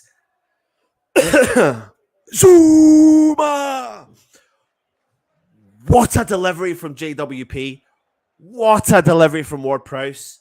And there is nobody going to beat Zouma to that ball who comes in. West Ham are leading Luton Town 2-0 away from home. And nobody, and I mean nobody, is beating Zouma. And he goes over to the Luton fans and he holds his head up high, puts his hand behind his ear. And I tell you what, Kurt Zouma for me has been man of the match. By a million miles. He's been phenomenal in today's game. Defensively, bags himself a goal, takes West Ham to the 2-0. What a goal That was from West Ham. And guess who assisted it? None other than what? Guess JWP from a corner. And that, my friends, puts the game nearly to bed with 5 minutes to go. Brilliant, brilliant, brilliant, brilliant, brilliant. Buzzing, buzzing, buzzing. Well done, West Ham. Luton, no. JWP with a great assist for Zouma. Oh, they're coming through, Luton are. What a tackle from Alvarez. How has he... Oh, he's given a goal kick. I thought he's given a penalty.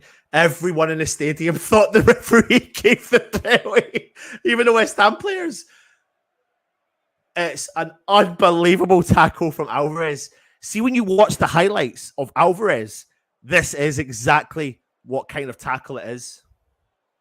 He's kicked the ball right onto the Luton ball player's foot, and it's gone out for a goal kick. Brilliant. Absolutely bloody brilliant. I think I've pulled a muscle celebrating again. Oh, my God.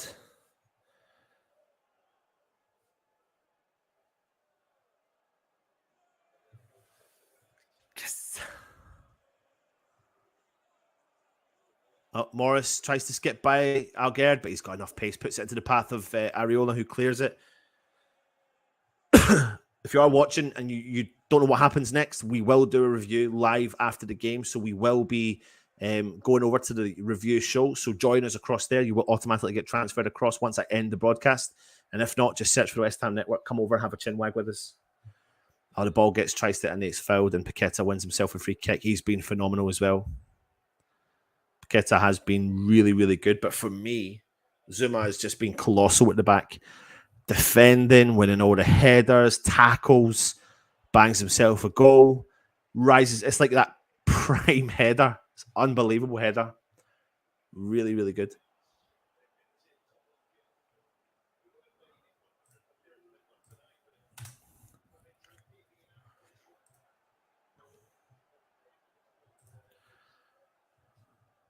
I don't think you're going to be seeing any Kudus this evening when there's no need to. I don't think that's going to happen.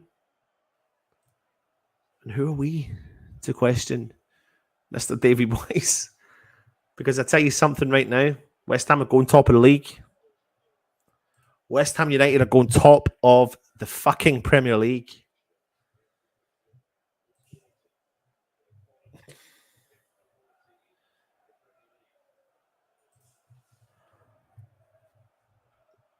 We're going to win the league.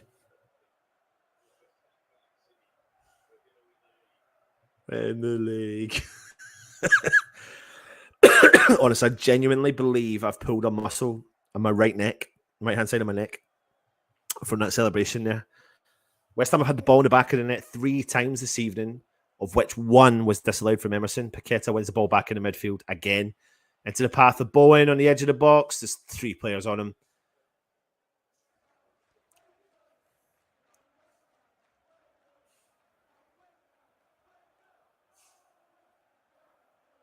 Throw in to Luton. All those bastards in claret and blue. Chim chirity, chim chirity, chim chim chiroo.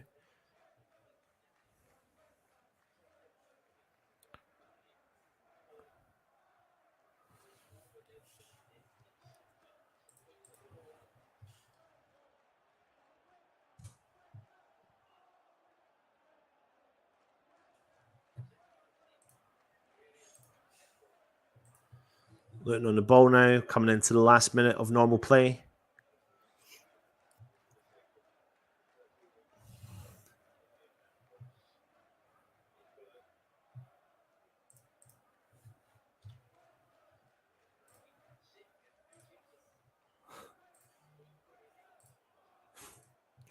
Fans.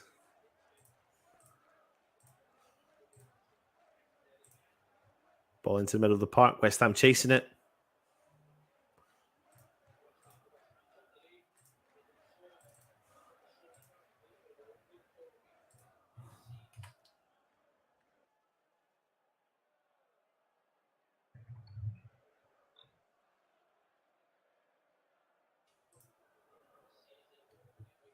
5 minutes of added time.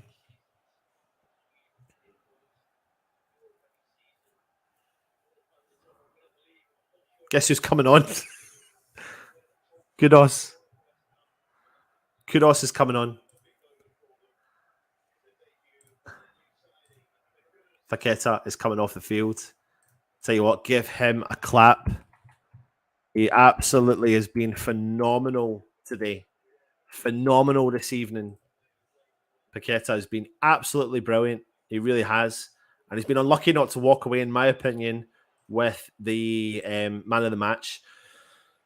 But what's good now is to see the fact that Mohamed Kudus is getting his debut, a West Ham shirt, for 4 minutes. Go make an impact, Kudus. Go on, son. Zouma. Morris. Zouma clears for West Ham. Kudus has got 4 minutes to get involved.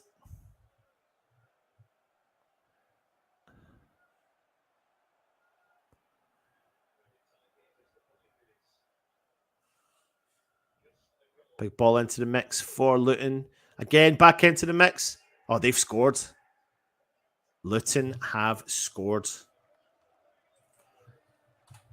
I tell you what, we've got 3.5 minutes to go. And this is going to be squeaky bum time. There is time. There's absolutely time. Fucking hell, there's time. Just didn't deal with that defensively at all.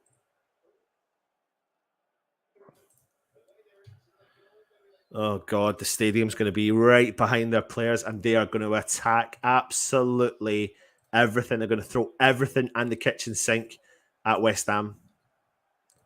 We need to be able to keep our heads, keep our strength, keep everything about us, our wits about us.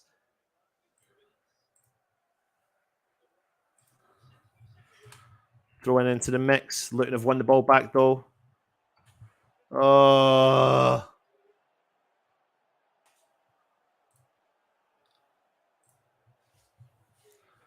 Referee's blowing for an offside. Luton have regained possession. 2 minutes to go.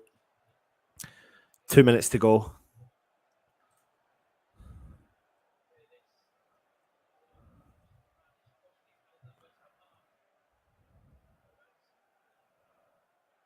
Big ball into the mix. Zouma wins the header. Goes out to the wide right-hand side. Come on, West Ham. That's gone out for a corner to Luton. Corner to Luton.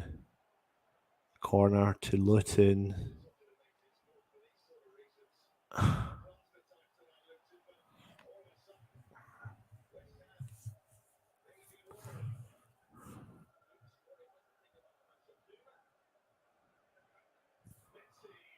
Ball into the mix. Clear it. Kudus has cleared it. Kudus has cleared it all the way up the field to Kaminsky. There's no West Ham player anywhere to be seen except for pretty much inside their box. Kaminsky pings it forward. Oh my God, clear it from West Ham. James Ward-Prowse clears it upfield. Fornals chases it. Kaminsky brings it down. Goes out wide. Danny Ings chases the ball down. Go on, West Ham. Win it back. Danny Ings has. It's been smashed upfield from West Ham. Fornals is to chase. Into the mix. James Ward-Prowse wins it back. Fornals out wide right. He's done well. Ings going to the corner. He's done really well. Danny Ings has. He's done really well, and he wins West Ham a throw in.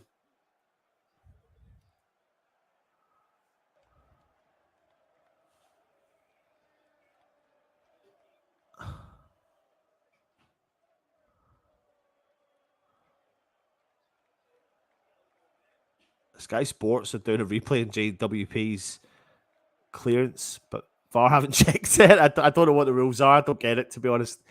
Anyway, it's a throw into West Ham. 10 seconds to go. Danny Ings, and he's lost it. Oh, it's a goal kick to Luton.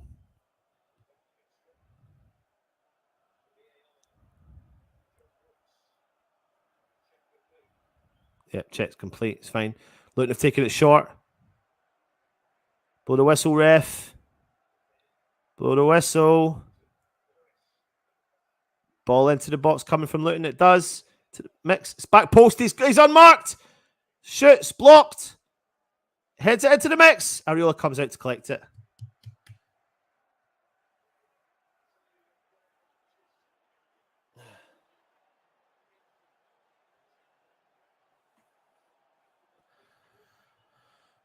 Kurt Zouma, man. Unbelievable today. Big ball up the field from Areola. Come on, ref. Great touch there from Danny Ings. He's fouled, but referee doesn't blow in it. Kudus comes in, wins the ball back. Goes for a throw in from Luton deep in their half. Come on, ref. Blow the whistle, mate. Blow the whistle. Blow the whistle. Ah, it's brilliant. Good defender from Zouma.